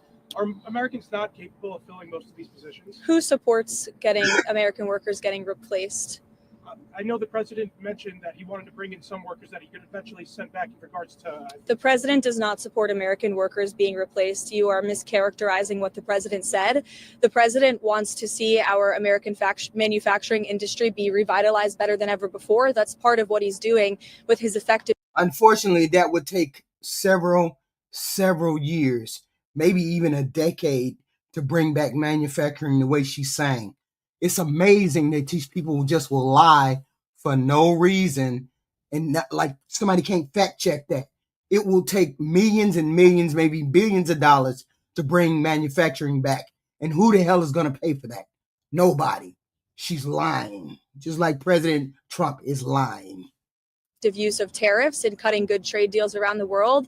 That's why he's recruited trillions and trillions of dollars in investments into our country. Those are creating good paying American jobs right here at home. As for the H-1B visa issue, the president has a very nuanced and common sense opinion on this issue. He wants to see if foreign companies are investing trillions of dollars in the United States of America, and they're bringing foreign workers with them to create very niche things like batteries. He wants to see that at the beginning to get those manufacturing facilities and those factories up and running. But ultimately, the president always wants to see American workers in those jobs. And he's told these foreign companies that are investing here, you better be hiring my people if you're going to be doing business in the United States. So there's been a lot of misunderstanding of the president's position. Michael. Caroline, is President Trump asking for Xi Jinping's help and putting pressure on Putin to help end the war? I won't get into the details of the conversation this morning other than what the president put out on Truth Social. He put out his own readout of that, and I will leave it to that. But I did speak with him about. And she be expressing herself like the president be doing the smartest shit, and they be doing bullshit. Like they be doing smart shit. This shit is bullshit. Out the call, the whole thing is lies and subterfuge. Lasted about an hour, and it was a very positive call. The focus of the call was really Russia, Ukraine did come up, but the focus was mainly on the trade deal that we are working on with China and those relations and how they are moving in a positive direction. President also addressed our farmers, and we are pleased with what we've seen from the Chinese, and they feel the same way. And the president and President Xi discussed continuing to stay in correspondence following their very productive meeting in South Korea. Ukraine, does the progress that you just laid out change the Thanksgiving Day deadline for Ukraine to come to an agreement, or does the president still want something more definitive by Thursday? And then on the Comey and James case, does the president still have confidence in moving out? Absolutely, he does, to your second question. As for your first question, with respect to the deadline, the president wants to see this deal come together as quickly as possible, and he trusts that his team is doing everything they can to get it over the finish line. Does the president support Israel's elimination of Hezbollah chief of staff Ali Dabda yesterday, and is he in favor of Israel blocking Hezbollah from growing again? I haven't spoken to the president about that strike specifically, but of course the president supports Israel's right to defend itself and to take out any terrorist threats in the region. Jake?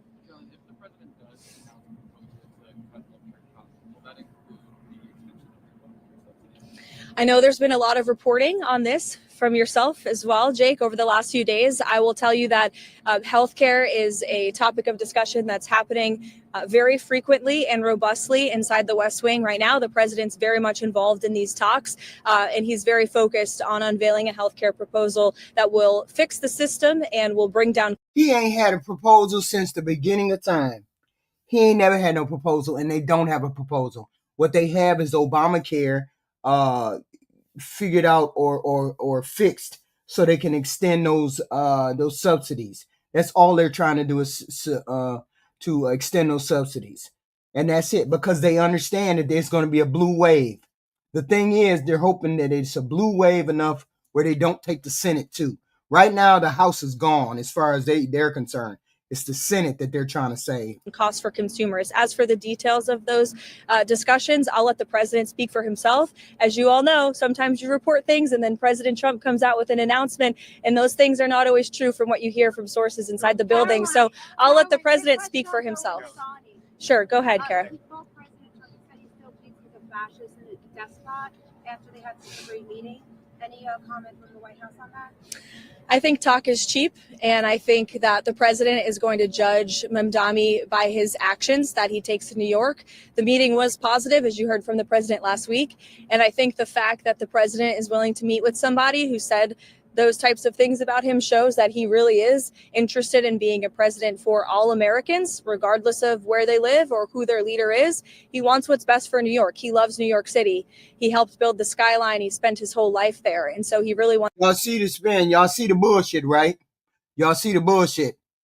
Ever since this president got in office, that's all you heard him say was the left ain't shit. The left ain't shit. The left ain't shit. The left ain't shit. Now the left is some shit. Now you want to be a president for all people. You see how they spin this bullshit. We ain't buying. It's too late. We ain't buying. It's too late. Y'all done fucked up. Wants to see New York do well. And so that's how that meeting played last week. Caroline. John. Thanks a lot, Caroline. There are a few Republican senators who are critical of the 28-point police plan, including Senator Rounds, Senator Graham, Senator McConnell. What do you say to those senators who say that this is giving too much away to Russia And has Russia made any concessions as it relates to a possible peace deal concerning ending the war in Ukraine? I would point any critics to the words of the Ukrainians yesterday, in which they said that they feel very positive about this plan. They've been very involved. They have had direct input on the language of this plan, and that we are in direct communication and correspondence with them. Any idea, let me just finish with this, the idea that the United States of America is not engaging with both sides equally in this war to bring it to an end is a complete and total fallacy. And I saw a lot of misinformation and rumors and allegations against people in this building, such as Secretary Rubio and Special Envoy Wynkoff and the president himself, that they are favoring one side over the other. That could not be further from the truth. I have watched as the president and his team have worked around the clock overnight with both sides on endless phone calls, endless meetings to try to bring this war to a close. And any suggestion otherwise is a complete misunderstanding of the facts. It's coming from people who have. If her lips are moving, she's lying. If any of their lips are moving, they're lying. Specifically, her and the president. No idea what they're talking about, or people. You would love to love her, Brandon. Her husband is 60 years old. Maybe you can steal him from her. Steal her from People who are pushing their own agenda, or maybe people who don't want to see this war come to an end. I don't know. Maybe they're profiting off of it. Maybe they benefit from it in some way, but nobody. Devin, I know you. I know you may be less than 25, but maybe you need to read the history. Maybe you need to read the history. Okay. Every time this country has flourished and gotten better and been prosperous has been under the Democrats. So I don't know why you in here doing the bullshit that you're doing. Okay. It's just a fact. Go back and read it. Go back and read history. Okay. Just a fact. Don't be no hater. Don't be a hater. In this building benefits from war. We want to see this war come to an end. And that's what the president and his team are proudly working to do. And I think the critics should just take a step back and think about what happened with Israel and Gaza. There were a lot of doubters, and we got the hostages. She's 28 or 29, something like that. And her husband is 60. Out, and this president secured a peace deal that still exists and is ongoing today. So no, I'm not hilarious, Brandon. If you're old enough, you should know, you should understand what I'm saying. But I'm assuming that you're less than 25, so you wouldn't understand what I'm saying. Everyone should just respect the work this administration is doing and watch the process unfold. Thank you. Watch the process unfold. Yeah. Hold on. I got this for y'all. Found this today. Hold on. I was like, oh, hell no. Let me see this. Hold on. What he say? You're all here voting on this bill because President Trump, who has the power to release the Epstein files at any time, has refused to do so, calling this a hoax. We're here because Speaker Mike Johnson and President Trump have gone to extraordinary lengths to try to kill and delay the discharge petition, including refusing to seat Adelita Grijalva for over 40 days and threatening House Republicans who signed on. Now, several of my Republican colleagues have accused those of us House Democrats who support justice here of having Trump derangement syndrome. We all suffer from something much worse, which is pedophile protection syndrome. Stop protecting pedophiles, release the Epstein files. The victims deserve justice. I yield back. We reserve. Kicking the teeth. Kicking the teeth.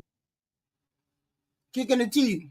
And then we got to listen to the very smart Melissa Cox Richardson, who is a expert of Republicans. So when she speaks, she has studied Republicans all her life since she's been a kid. So she knows with what she speaks. And we introduce Heather Cox Richardson. She studied Republicans all her life. Because she is one. Hey, folks. Welcome from to the here's somebody from Hudson, Wisconsin, Gum Springs, Virginia, Dublin, Ohio, Ventura, California, Palo Alto. Dear friends, lived in Palo Alto, Peekskill, New York, York, Pennsylvania. Oh, somebody I wanted to call out just went flying by and now I lost it. Fond du Lac.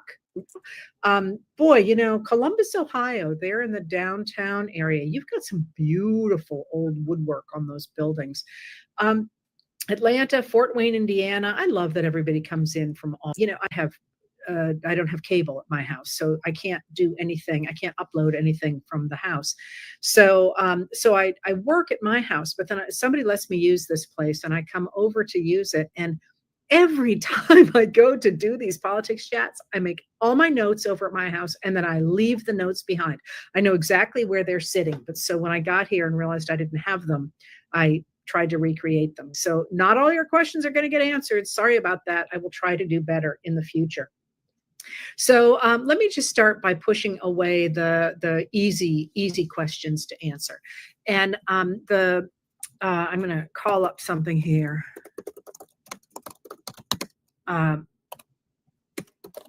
The first is somebody asked about whether it was true that James Garfield, the president who was elected in 1880 and then assassinated in 1881, would have been a progressive president. And the answer to that is 100%.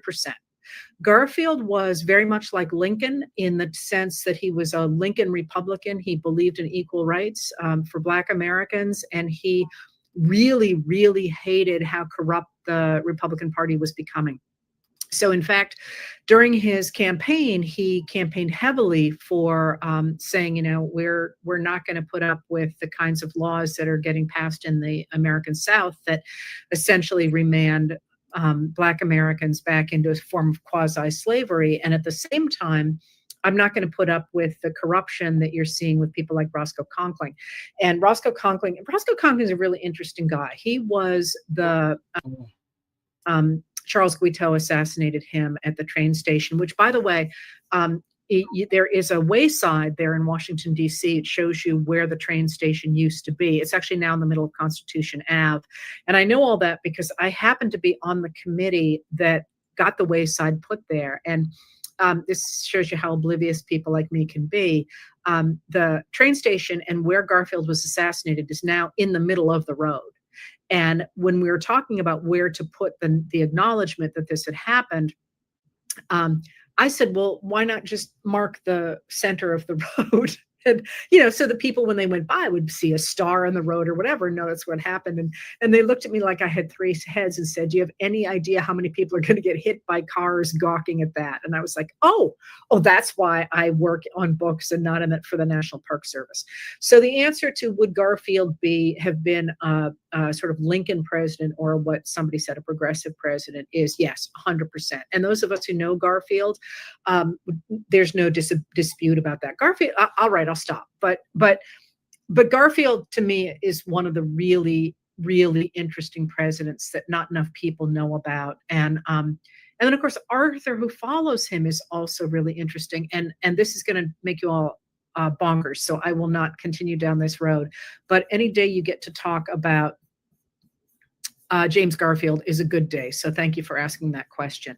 All right. So another one that's going to be easy to get rid of is the question about Article 2, Section 4, which is the piece of the Constitution that establishes how one gets rid of a president. And people really misunderstand this. And I get frustrated because you see it circulating on social media all the time, that if a president is impeached and then convicted by the Senate, that the entire administration goes. And that is simply not true. So the Section 4 of Article 2, so remember the way the Constitution is set out. Article 1 is Congress. Article 2 is the president. Article 3 is the judiciary. So when you talk about Article 2 powers, you're talking about the president. Section 4 of Article 2 says, the president, vice president, and all civil officers of the United States shall be removed from office on impeachment for and conviction of treason, bribery, or other high crimes and misdemeanors. That means that they can each be impeached, but they don't go as a body if one of them gets impeached. And that's people are misunderstanding the way that happens.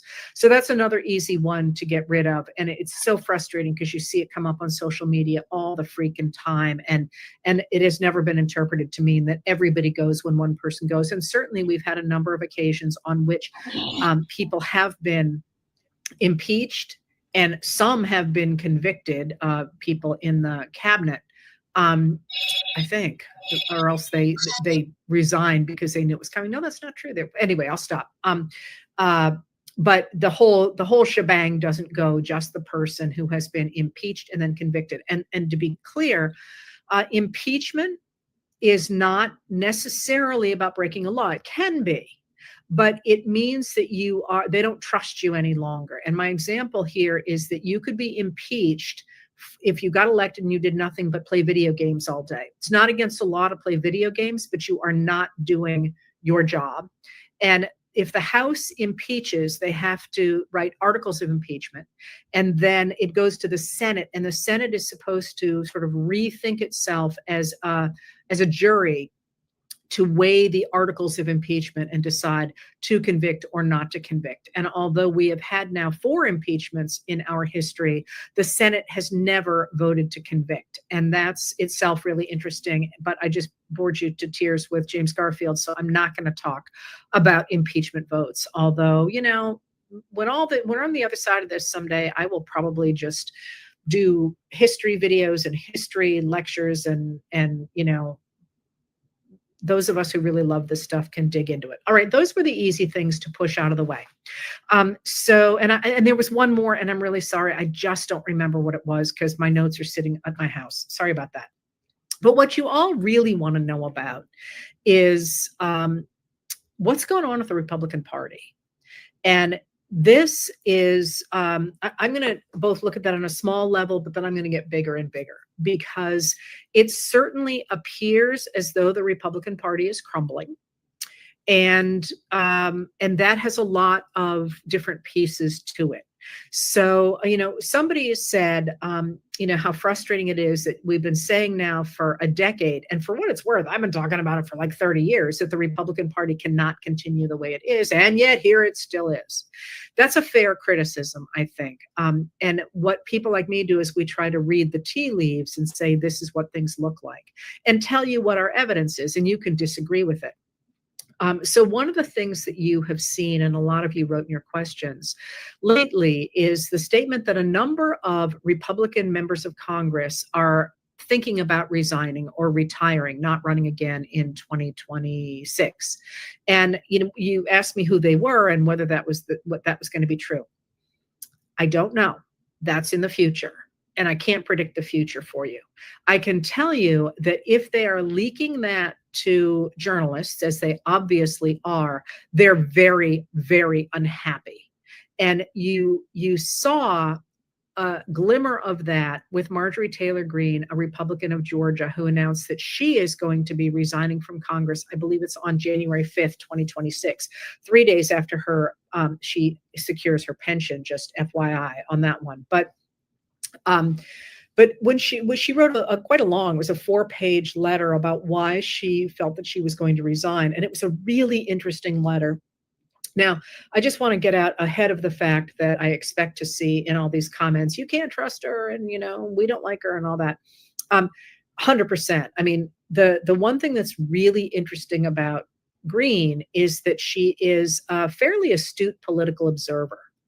And she goes where the prevailing winds are. That doesn't mean you have to like her. That doesn't mean you have to vote for her. That doesn't mean you have to believe anything she says.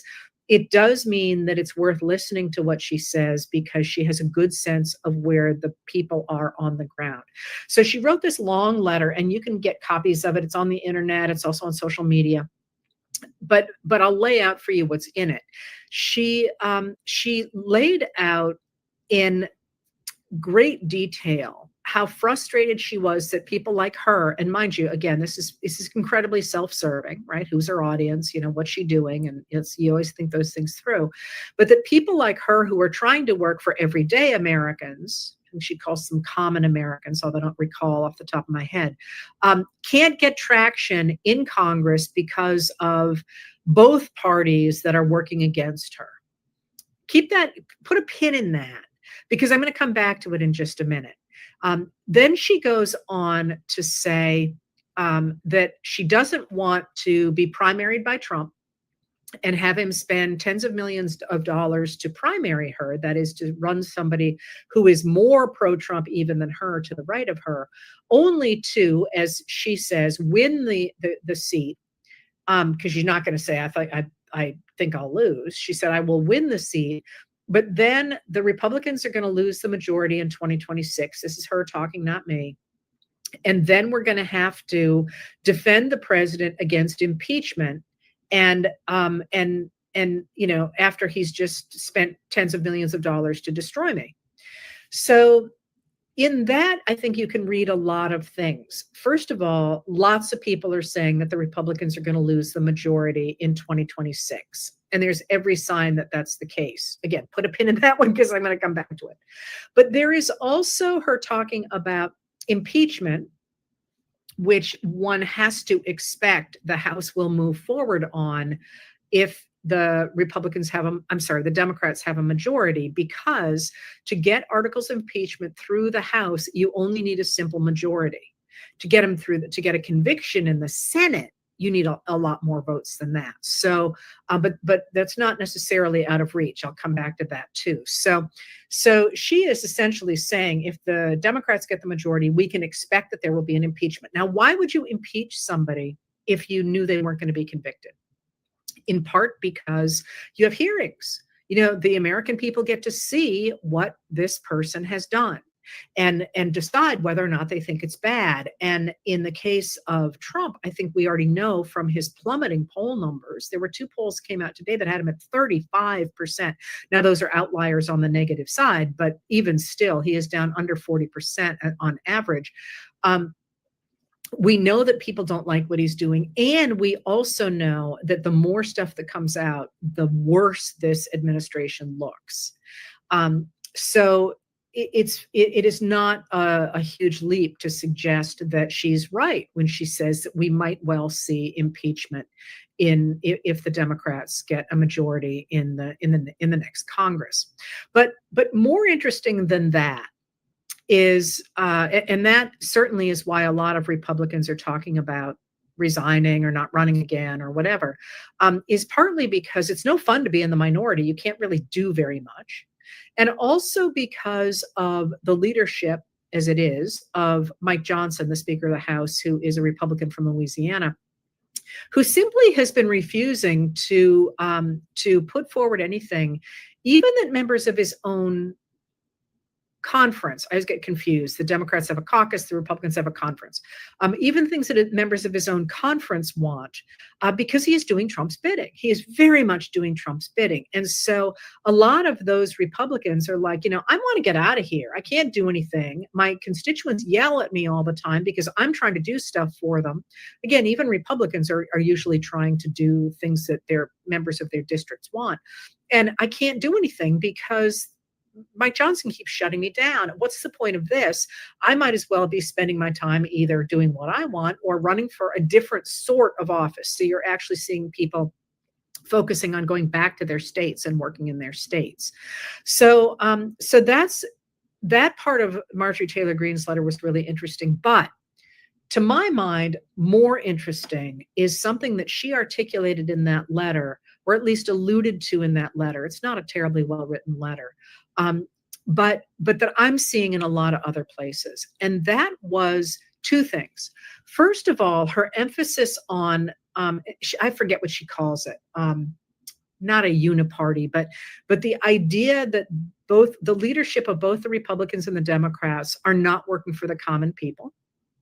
And also the idea that she is working for the common people. And she said, when the American public figures this out, I will be here for them. To my mind, that sounds like she's making a bid for power that does not involve MAGA, that she is looking at what seems to be the collapse of MAGA. I'll talk more about that in a second. And she is taking a chance on staking out a different kind of future by riding what seems to be a new kind of, well, it's an old kind of political wave, but for this moment, a new kind of political wave into the future. And that is a focus on the economic issues that the majority of Americans are now quite focusing on because of the degree to which the Republican Party has not been answering their needs. So the collapse of the Republican Party, or the crumbling of the Republican Party, looks to me very much like the crumbling of the Republican Party in the 1890s or of the Whig Party and the Democratic Party in the 1850s. We lose the Northern Democrats almost across the board in 1855 and 1856 after it becomes clear that the majority of the Democratic Party is siding with the elite Southern enslavers, which a lot of Northerners don't care about. They don't care about Black rights. They don't care about human enslavement.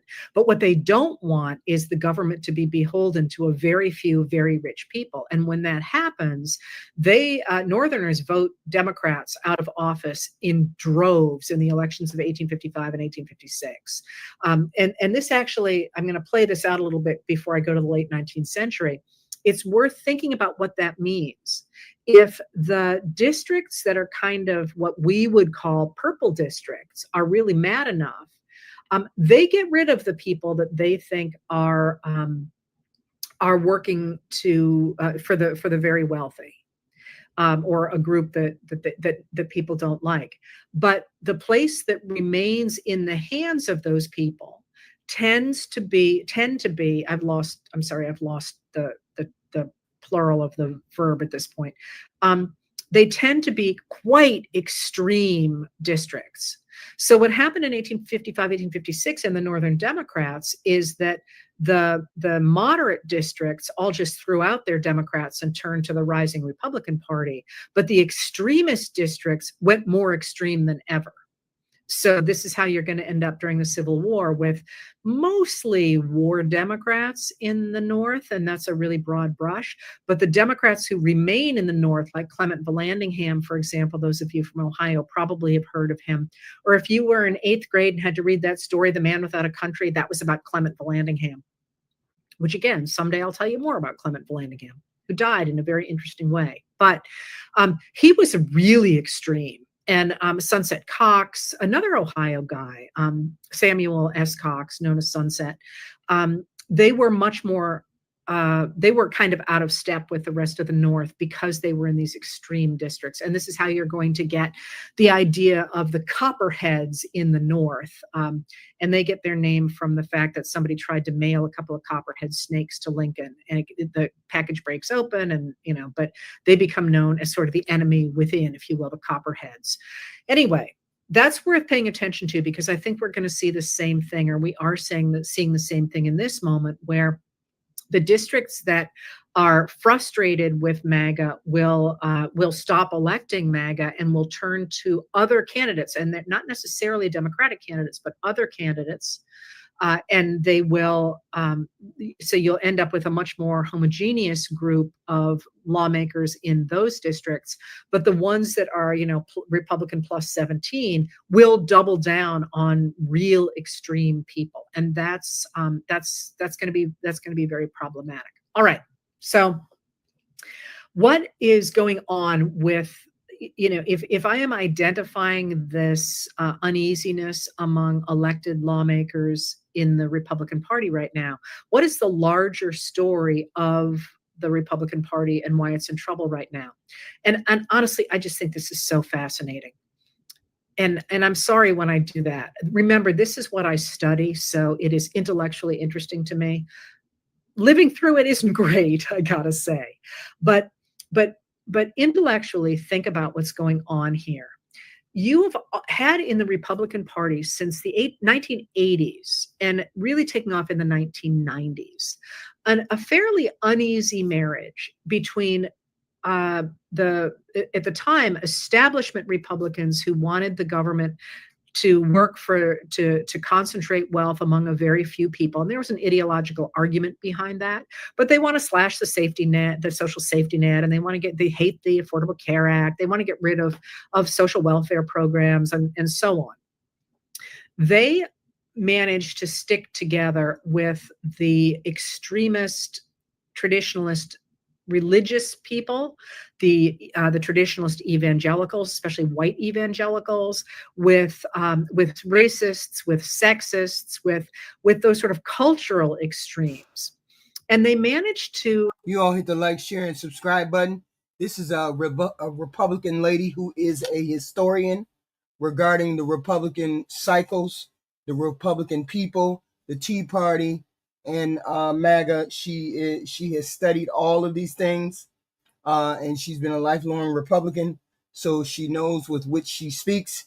So we're getting the background of information as to why the Republicans are doing what they're doing. So, and it's only like 20 more minutes. So please hit the like, share, subscribe, please. Convince a lot of Americans that the reason things weren't going well for them was because of the Democrats, because the Democrats, in their parlance, in what they said, was that the Democrats were taking tax dollars and wasting them on people of color, on women who wanted abortions, on, you know, waste, fraud, and abuse, that they were really taking tax dollars and throwing them away, basically. And that rhetoric was really powerful. And it was really powerful, not least because the radical right managed to put together a group of media figures, especially on talk radio, but then the Fox News channel and other channels as well, really pushed that narrative. So if you listen to, for example, Rush Limbaugh, and he would talk about feminazis and, you know, this whole idea that women who wanted equal pay for equal work were somehow associated with Nazism. I mean, it's really extreme stuff. And it got more and more extreme as the economy for ordinary Americans got worse and worse. So they were able to do that, and they were able to get away from that, and get away with that and continue to win elections based on that, especially when voter suppression began to kick in after 1998 in places like Florida. But the thing that's happened under the Trump administration, that was really falling apart by 2016, when, if you remember, and most people have, memory hold this, but in 2016, Trump was really appeared to be the most moderate, economically the most moderate Republican running for the presidency. He talked about fairer taxes. He talked about, fixing healthcare. He talked about all these wonderful things he was going to do for ordinary Americans. Now, of course, he didn't do any of it. But if you listen to the way he talked, he sounded like he was going to try and fix this system for ordinary Americans. Now, and then he gets in office, and I'm not going to go through the whole first term because I want to get to the second term. But one of the things that's happened during the second term is the ability of the Project 2025 to put its wish list into effect. And it's an extremist wish list, getting rid of U.S. aid, for example, the things that they have done. The cuts that the Department of Government Efficiency made early on in the administration, what it did, I think, is that it stripped away the cover over that rhetoric. It was always rhetoric. I mean, the since 1980, I keep saying this, more than $50 trillion has moved from the bottom 50% of Americans to the top 1% of Americans. And that was the case because of supply side economics, which is what the Republicans put in place in the 1980s, and really kept pushing, especially after the fall of the Soviet Union in 1991. And the Democrats sort of went along with it because they sort of figured they had to work within these confines when people kept screaming about taxes. You can argue about whether or not that was the right decision, but, it was sort of the way people thought about the government right then, and that's what they did. But under Trump in the second term, and first of all, Joe Biden comes in 2021, and he completely turns that on his head. He gets rid of supply side economics. He tries to rebuild the social safety net. He tries to really work with foreign countries. He really tries to put in place an older pre-1980 version of the American government. Well, the first thing Trump does, of course, is to overturn everything that Biden had done. But one of the interesting things about that was his attacks on the public sector and on the policies that Americans have grown to expect has woken a lot of people up. I remember for years talking about the idea that the Republicans were trying to get rid of or trying to privatize Social Security and make cuts to Medicaid and Medicare. And I cannot count how many times people said, you are fear-mongering. That's not what they want to do. They're never going to do it. And of course, I would say, but look, the bills they're introducing, look at they're only backing off because the Democrats are fighting so hard or whatever. And the people were like, now you're just fear mongering. And you can remember in the 2024 election when Kamala Harris said things like that, the news media said, here we go, we're fear mongering again.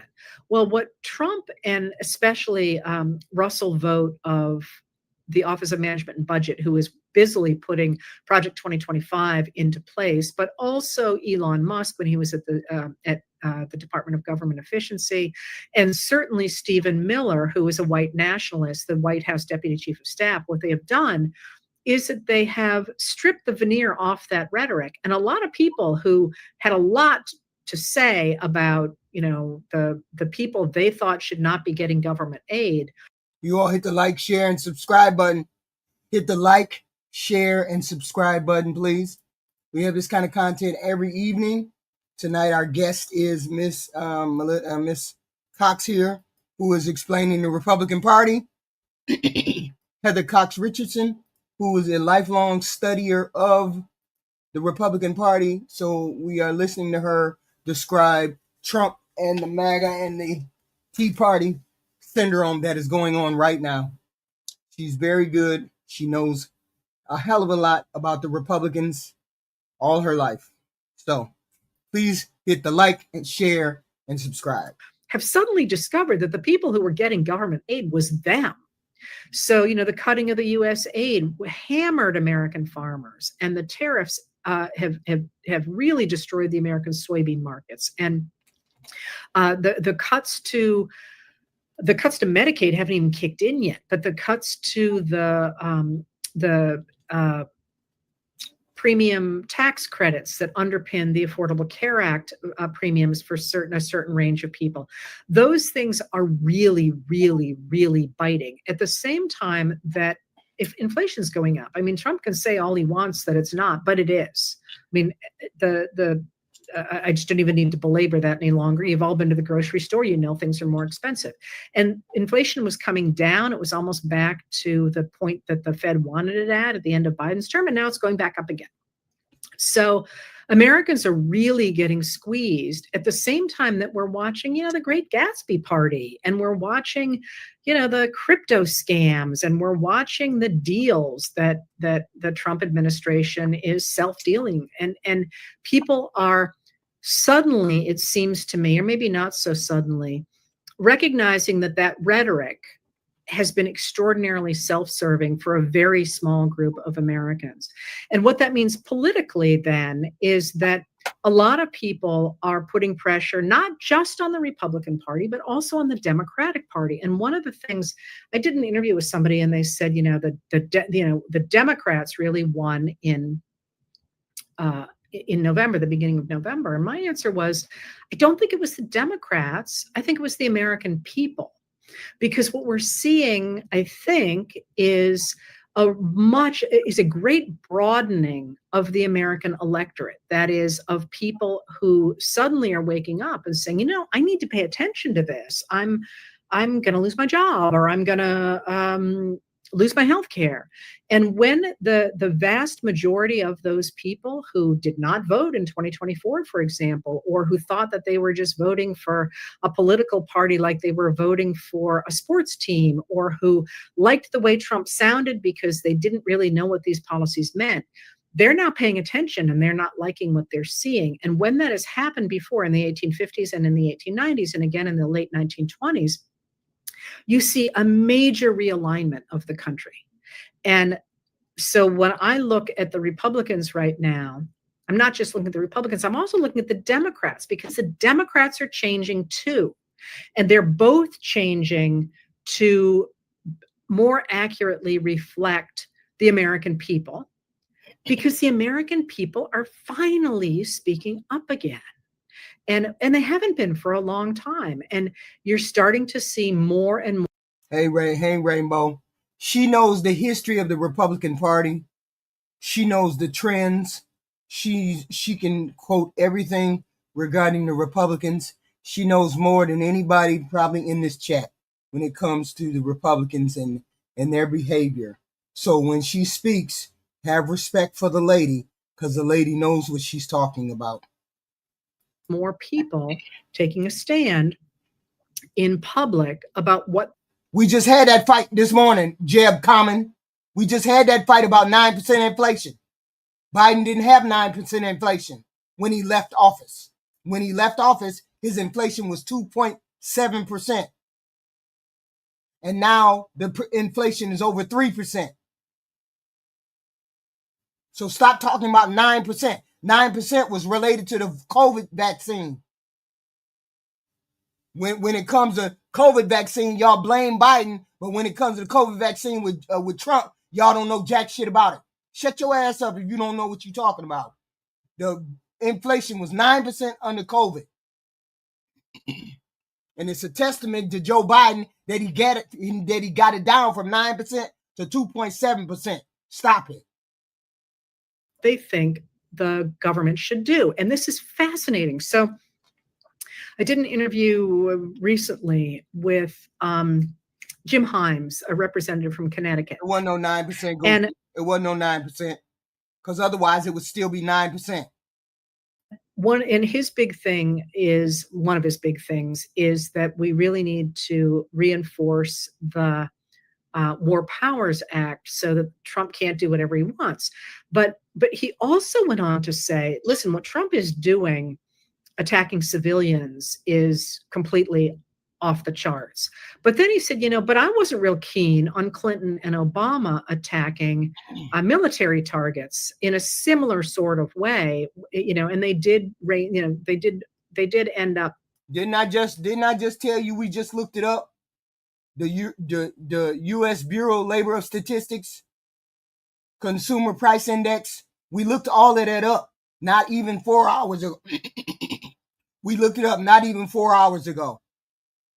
When Joe Biden got out of office, his inflation was 2.7%. When he left office in November. Y'all just be saying stuff.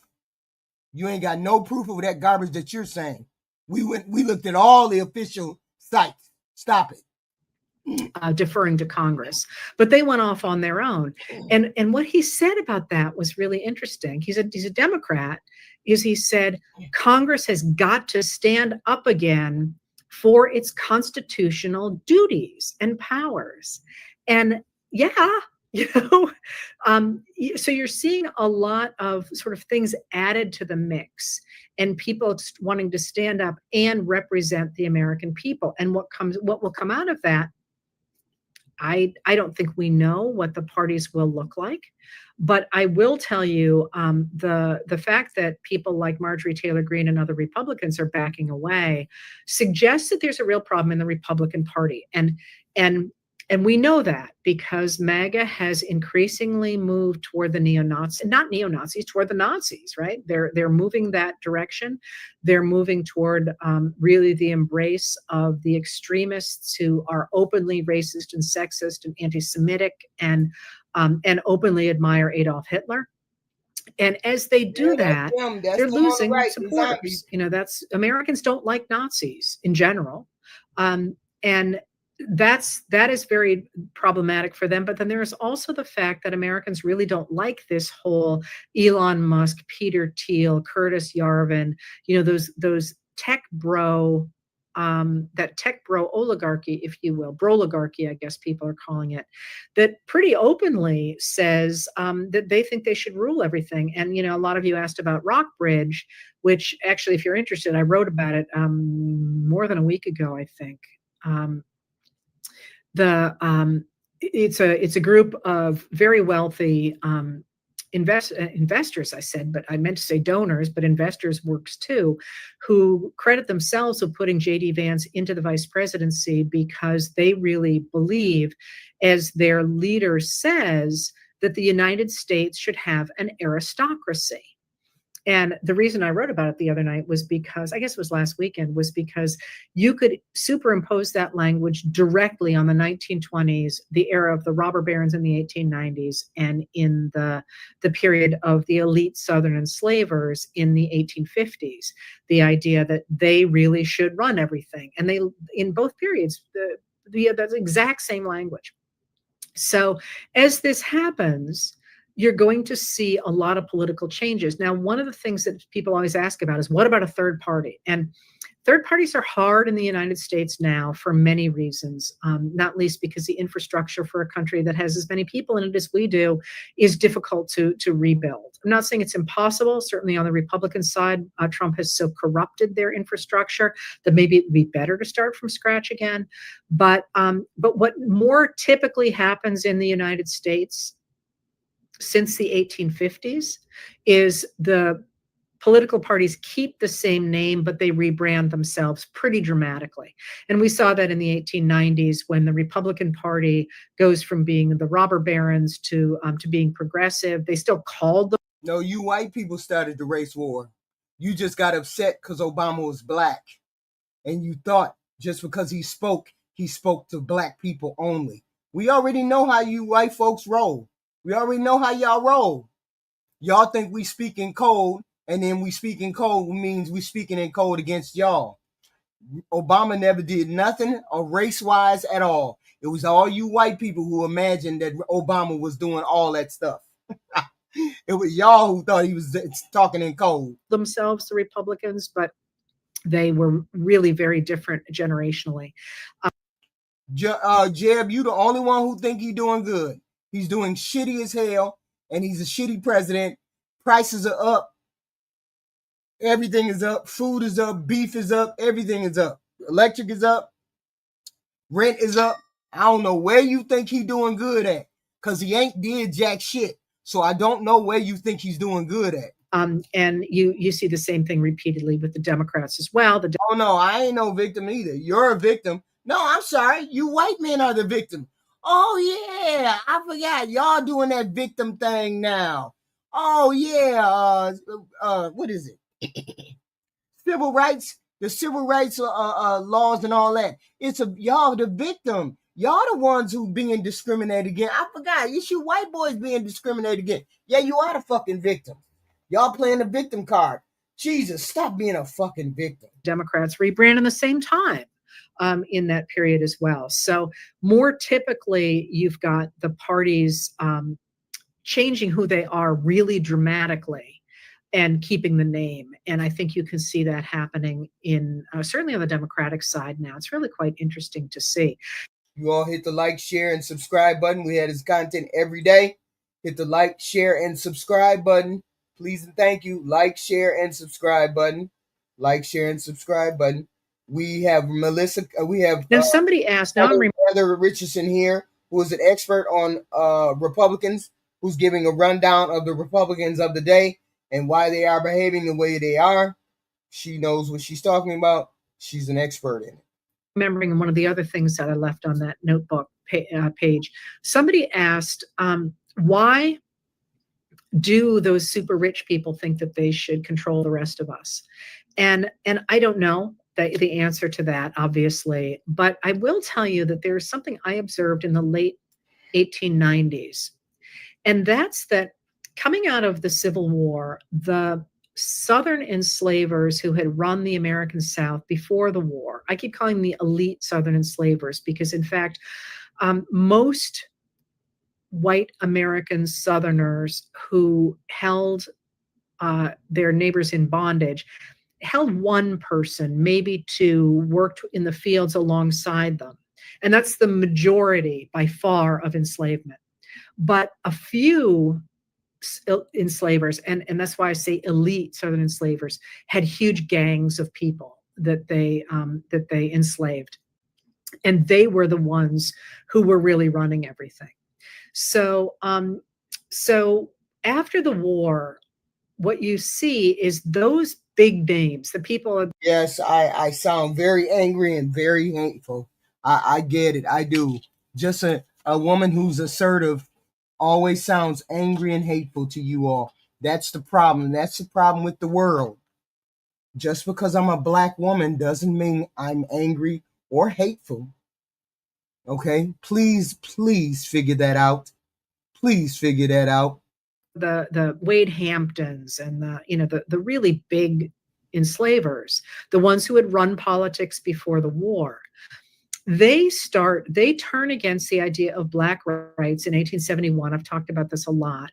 And instead of talking about race any longer, which is still uppermost in their minds, make no mistake, these are the same people, but their language changes really quickly after the establishment of the Department of Justice in 1870, because the Department of Justice starts to arrest and try and convict KKK members who attack their Black neighbors based on race. That's in 1870. So in 1871, these elite Southern enslavers say, hey, we have no problem at all with race. No, I wasn't cussing out white people. I was cussing out idiots.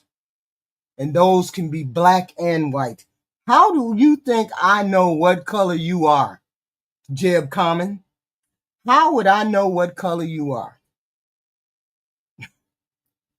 Just, again, there's a really dramatic break in the way they talk about things. What we don't want is we don't want poor people to vote, because they will vote for. She studied the Republicans all of her life. She went to school for it. She studied for it. She was in Congress with it, all of it. She studied it all of her life. That's why she knows the most about Republicans. Okay. And she's written books on it, articles on them, all of that. Roads and schools and hospitals that can only be paid for through tax dollars, and we're the only ones who own any property. So this is a redistribution of wealth. It is a form of socialism. And they talk that way in 1870, and then it takes off again in 1874.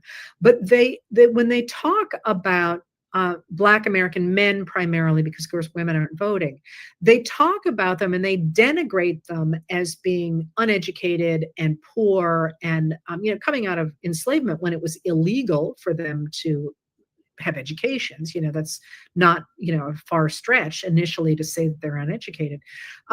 They talk about things that way, and they talk about the idea of making sure that politics is not corrupted, and that means.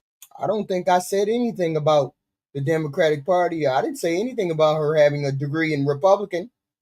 She probably has a degree in poli-sci. I don't know, law, something like that. It's like that doesn't mean suitcases of money in that period so much as it means corrupting the body politic like a disease. And they talk about politics that way, and they say things like that about Black voters, Black male voters. But it's pretty clearly rhetoric for them. That is, they can't talk about race, so they've got this political construct. But what's really interesting is called DEI. In the 1880s, when their sons come of age, they actually believe it. This is the world they've grown up in. They believe that Black Americans, men, I'm sorry, I should keep saying that, should never vote, and that they are dangerous to society. And they really believe it. And you see the lynching, which has really fallen off in the 1880s, goes off the charts in 1889 when Republicans talk about protecting Black voting again. And that's when you start to see the lynching parties and so on. And the reason I'm laying all this out is you asked why people seem to want more. And what I felt like I saw between one generation and the other in the American South in that period, among this group of elite white men, was the political rhetoric of one generation is internalized by the next generation. They really believe they're better than the people around them. And the reason I lay that out is because when you think about some of the people like, and I'm going to pick on Donald Trump Jr., when he talks about teachers, for example, which is how he got a burr under my saddle, and he talks about, he really denigrates people as if he's so much better than them.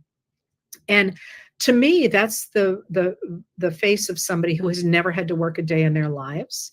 That somehow they have decided they're better than the rest of us because that's what the world they grew up in. And, at the times when he would really denigrate teachers, I used to just sit there and say, give that man 4 hours in a 4th grade classroom, because he has no concept of what what real work is, and that there's just that going on. So that's maybe a little bit of a rabbit hole, but you did ask me why they feel that way, and I wonder if it's a generational change, because they have internalized what was political rhetoric in the 1980s is now their reality, even though it is utterly divorced, or their fantasy, even though it is utterly. There's no place for black people in the Republican Party. So it is what it is, Bart C. You all keep wondering why black people are over in the Republican Party. Is because there's no place over in the Democratic Party.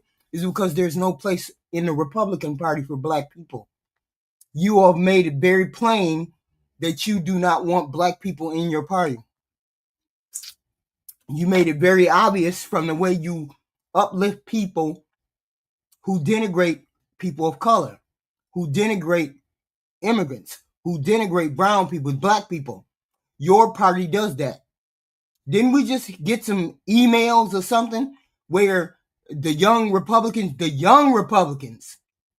not the old Republicans, the young Republicans were denigrating black people, brown people, Hispanic people?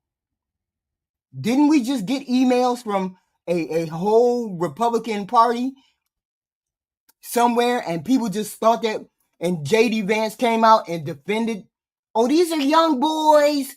Oh, they didn't mean anything. The reason why black people are in the Democratic Party is because you Republicans have made it clear that you don't want black people in your party. Divorced from actual reality. And I think you can see this. I'm going to go back to the party crumbling for a second. In just how bad. You're goddamn right. It's done. And we tired of giving you white folks passes. Yeah, this Department of Justice is. Could they have screwed up the Comey case any more than they did? And, speaking of which, when they talk about, they have this justification for these military strikes on the people driving the boats in Venezuela. It's like, if you. And you being a victim is fake. So shut your ass up. Oh, we shouldn't have passed civil rights.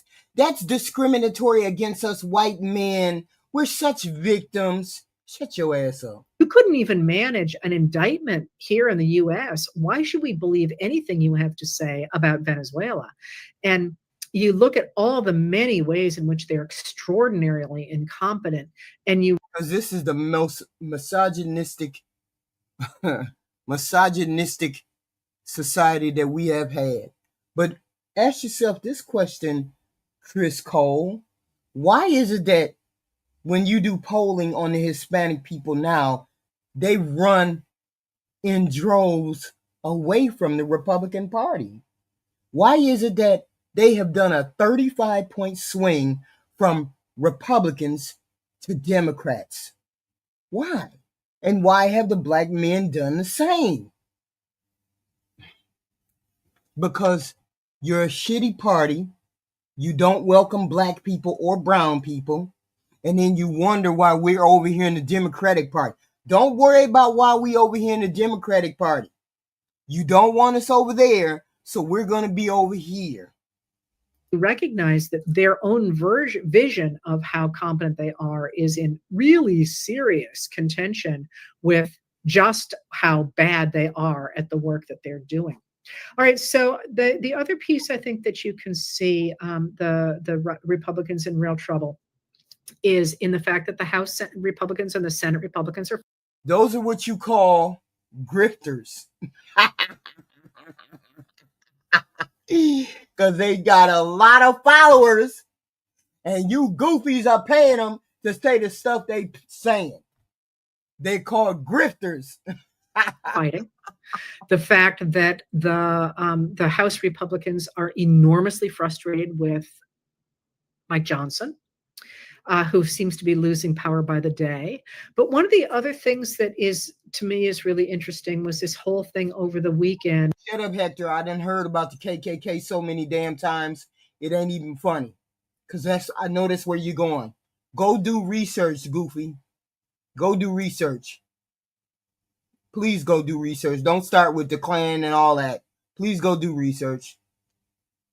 Yeah, I know it is, Joseph. Yeah, Goofy. It's a grift. Y'all pay good money to hear black people talk down to other black people. Y'all pay good money.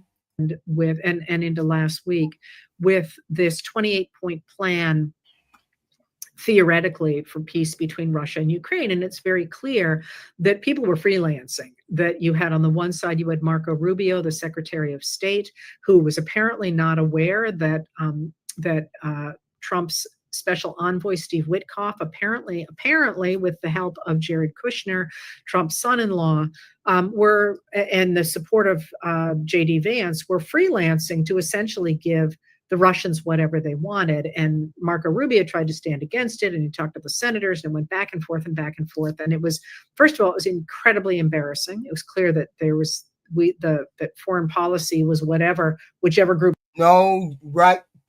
No RGS sawmill. Today it's the white men that are the victim. Civil rights have made you the victim. So you're the victim now. We gotta get rid of civil rights.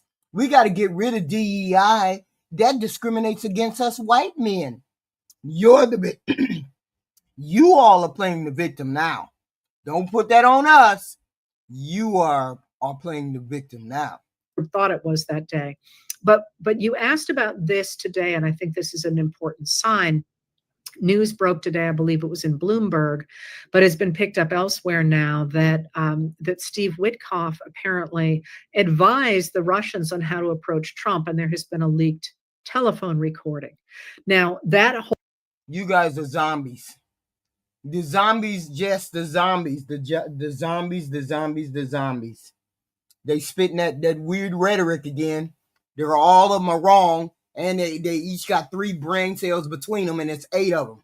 Whole story itself is bad enough, but someone leaked it. Always look and see when there are leaks, because that says somebody's unhappy and they're going to the media about it. And that was a pretty important leak. So that's another sign that the Republican Party, the wheels seem to be coming off the bus. That being said, that does not mean it's not going to be a mess going forward. It's probably going to be worse than ever going forward. But that does raise the... Well, we do have at least 20 people resigning from the Republican Party come January. Retiring and resigning. So, unfortunately for you, that one, Joe, the people don't think that way. They're moving away from the Republican Party in droves. You guys have the worst record. No. I'm sorry.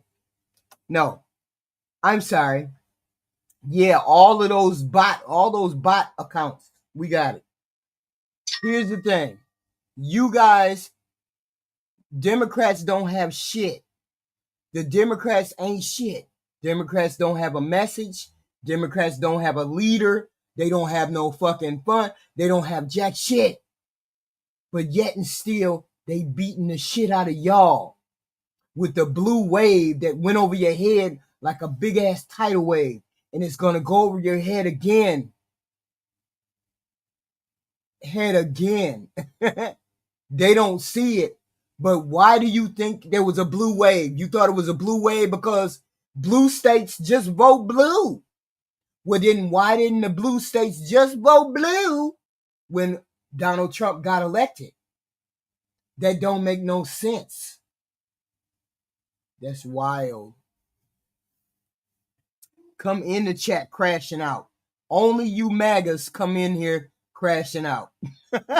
Only y'all. I swear to God, y'all the funniest shit. You come in the door crashing out. Question, and now I'm killing myself because I had a great ending over at the house. Sorry. I asked you a question. I said, if blue states only vote blue, because that's what a lot of you maggots say, blue states only voted blue, it wasn't no surprise that y'all won. How is it that Donald Trump won them blue states and turned them red if they only vote blue? Please explain that in the 2020. Please explain that in the 2024 election. How Donald Trump turned them red if they always turn blue. Dummies. about that. Then it does raise the question. Somebody said, how on earth are we going to make it through 3 years of this, 3 more years of this? What do we see as getting Trump out of office? And the answer is, well, first of all, we don't know. Again, that's the future. But second of all, the thing that has made the difference in the last year since January in the United States of America is us. It is the American people putting pressure on their elected officers to say, we don't like what's going on. We want to have navigational buoys. We want to have affordable health care. We want to have all of these many things that Donald Trump see that the American people want health care. So he better step right up and figure out how he going to come up with some medical plans, or he better redo Obamacare. That's the problem. He better wait for them. He better get them damn medical subsidies on that table for real. But were written into our laws and wouldn't be changed. And we are now discovering that the MAGA Republicans are stripping them away from us, and we want them back. And we want them back. That pressure, the marches, the organization, the raising money, the running for office, especially at the local level with school boards, for example, and town halls, that is what is taking somebody like Marjorie Taylor Greene and having her look around and say, if I want to get reelected, my bet shouldn't be on MAGA. It should be on the issues that ordinary Americans care about. And again, if you look at those, we are overwhelmingly in favor of FEMA. We like FEMA. We like USAID. We like education. We like clean water. We like clean air. We don't like And then Trump got rid of all of that. That's why his agenda is failing. That's why everything he tries is failing. That's why they will be voting the Republicans out of office, because the Republicans are not interested in governing. They're only interested in power. That's it. They don't want to govern. They don't know how to govern. They've never figured out how to govern. They've only figured out how to get money. Regulated AI, all the positions that people are now calling progressive, I find fascinating, because if that's the case, then we are an extraordinarily progressive country, because 70 to 80% of us, 85% on some of these things, want those issues. And so if I keep saying, if we stop thinking about the world as us versus them, like Trump wants us to, or even as Republicans versus Democrats, as the political punditry seems to be doing, and think of ourselves as Americans versus a very small group of oligarchs and MAGA who are trying to force us to live in sort of this hellscape. If we think about it that way, whoa. What did she just say? What did she just say? Listen, what did she just say? Positions that people are now calling progressive, I find fascinating, because if that's the case, then we are an extraordinarily progressive country, because 70 to 80% of us, 85% on some of these things, want those issues. And so if I keep saying, if we stop thinking about the world as us versus them, like Trump wants us to, or even as Republicans versus Democrats, as the political punditry seems to be doing, and think of ourselves as Americans versus a very small group. Think of us as Americans instead of a small group of what? Oligarchs and MAGA who are trying to force. Oligarchs and MAGA. Instead of just think of ourselves as Americans, instead of a small group of oligarchs and MAGAs, what? Force us to live in sort of this hellscape. They want us to live in this hellscape. MAGA wants to live in this hellscape. They want us to live in the hellscape. Is that what she said? Hold on. Let me back up. What'd she say? And so if I keep saying, if we stop thinking about the world as us versus them, like Trump wants us to, or even as Republicans versus Democrats, as the political punditry seems to be doing, and think of ourselves as Americans versus a very small group of oligarchs and MAGA who are trying to force us to live in sort of this hellscape. What? Is it these oligarchs and MAGA trying to make us live in this hellscape? What? Are they trying to make us live in a hellscape? They think it's euphoria, and we keep telling them it's hellscape? What? Say it again. What? As the political punditry seems to be doing, and think of ourselves as Americans versus a very small group of oligarchs and MAGA who are trying to force us to live in sort of this hellscape. If we think about it that way, our political alliances change in a hurry.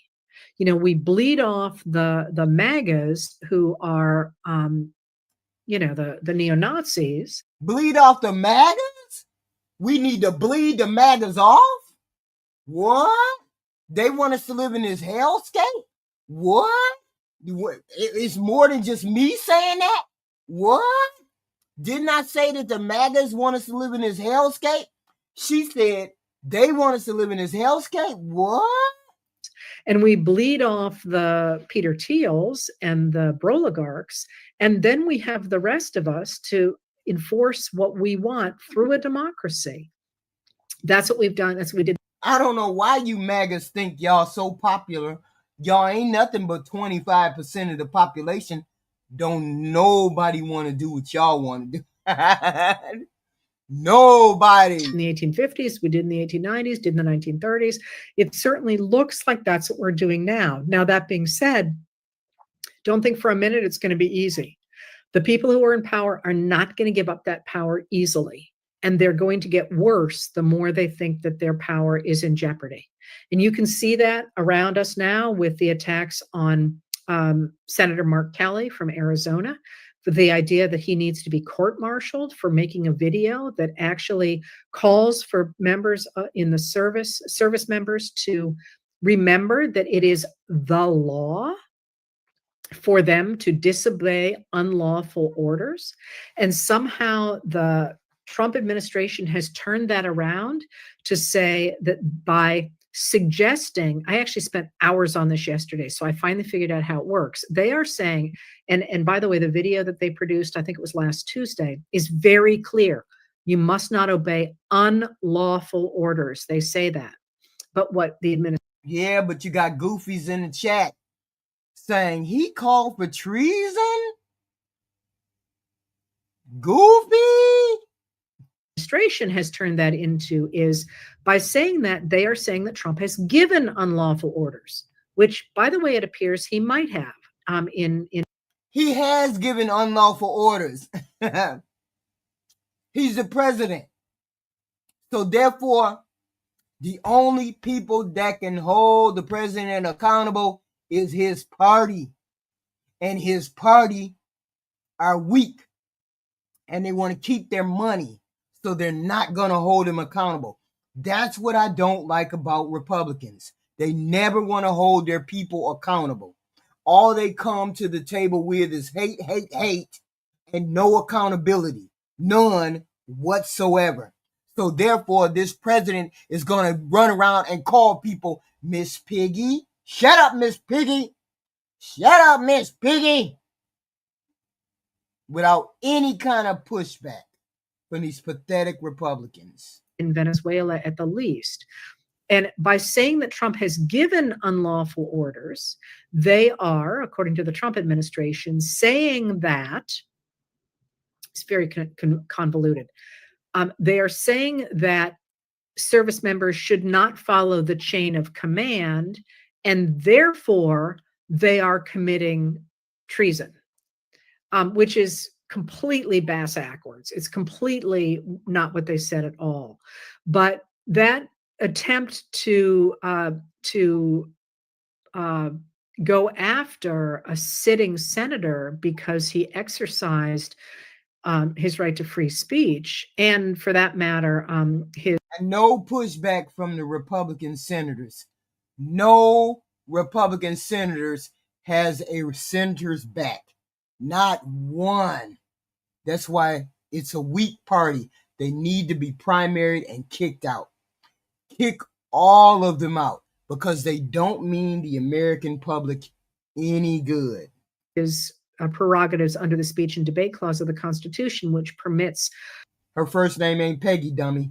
Members of Congress to speak freely about legislative issues, not about everything, but about legislative issues anywhere, is a sign, I think, of this increasing desperation and the increasing desire to hurt people and to try and gather as much power into their hands as they possibly can. So it's not going to be easy, but the momentum is very much on the side of those of us who are trying to defend our democracy. And once again, that is not a partisan position. You can be part of this movement if you're an independent, if you're a Republican. Right now, though, the people who are really embracing democracy and trying to protect our country are the Democrats. And that's where my weight.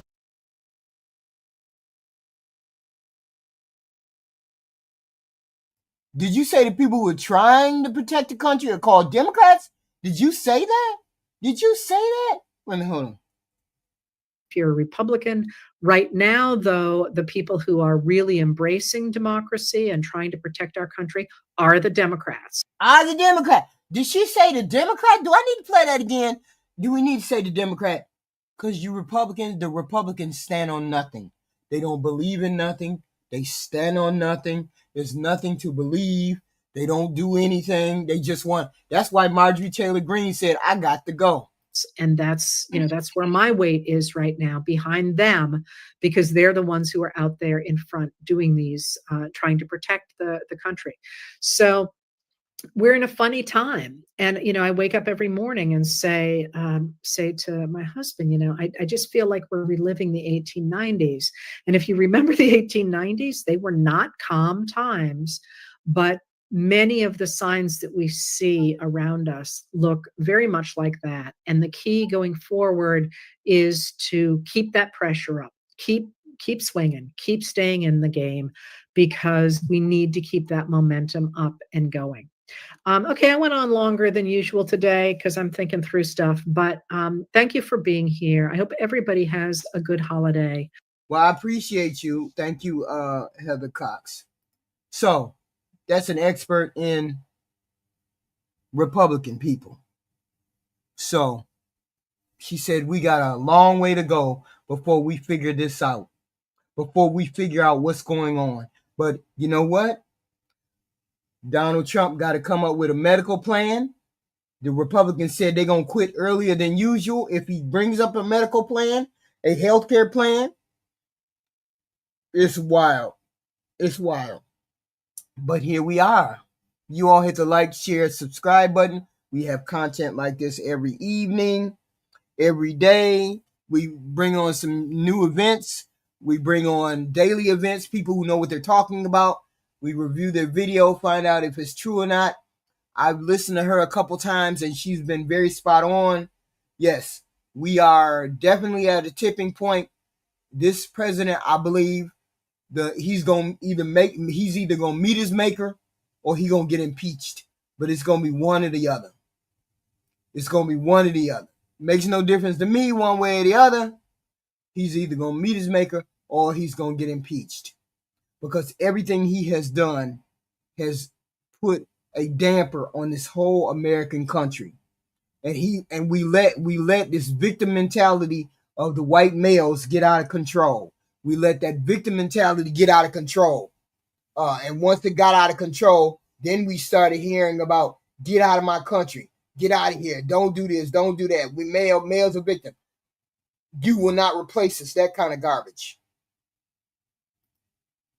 This is wild. We live in wild time.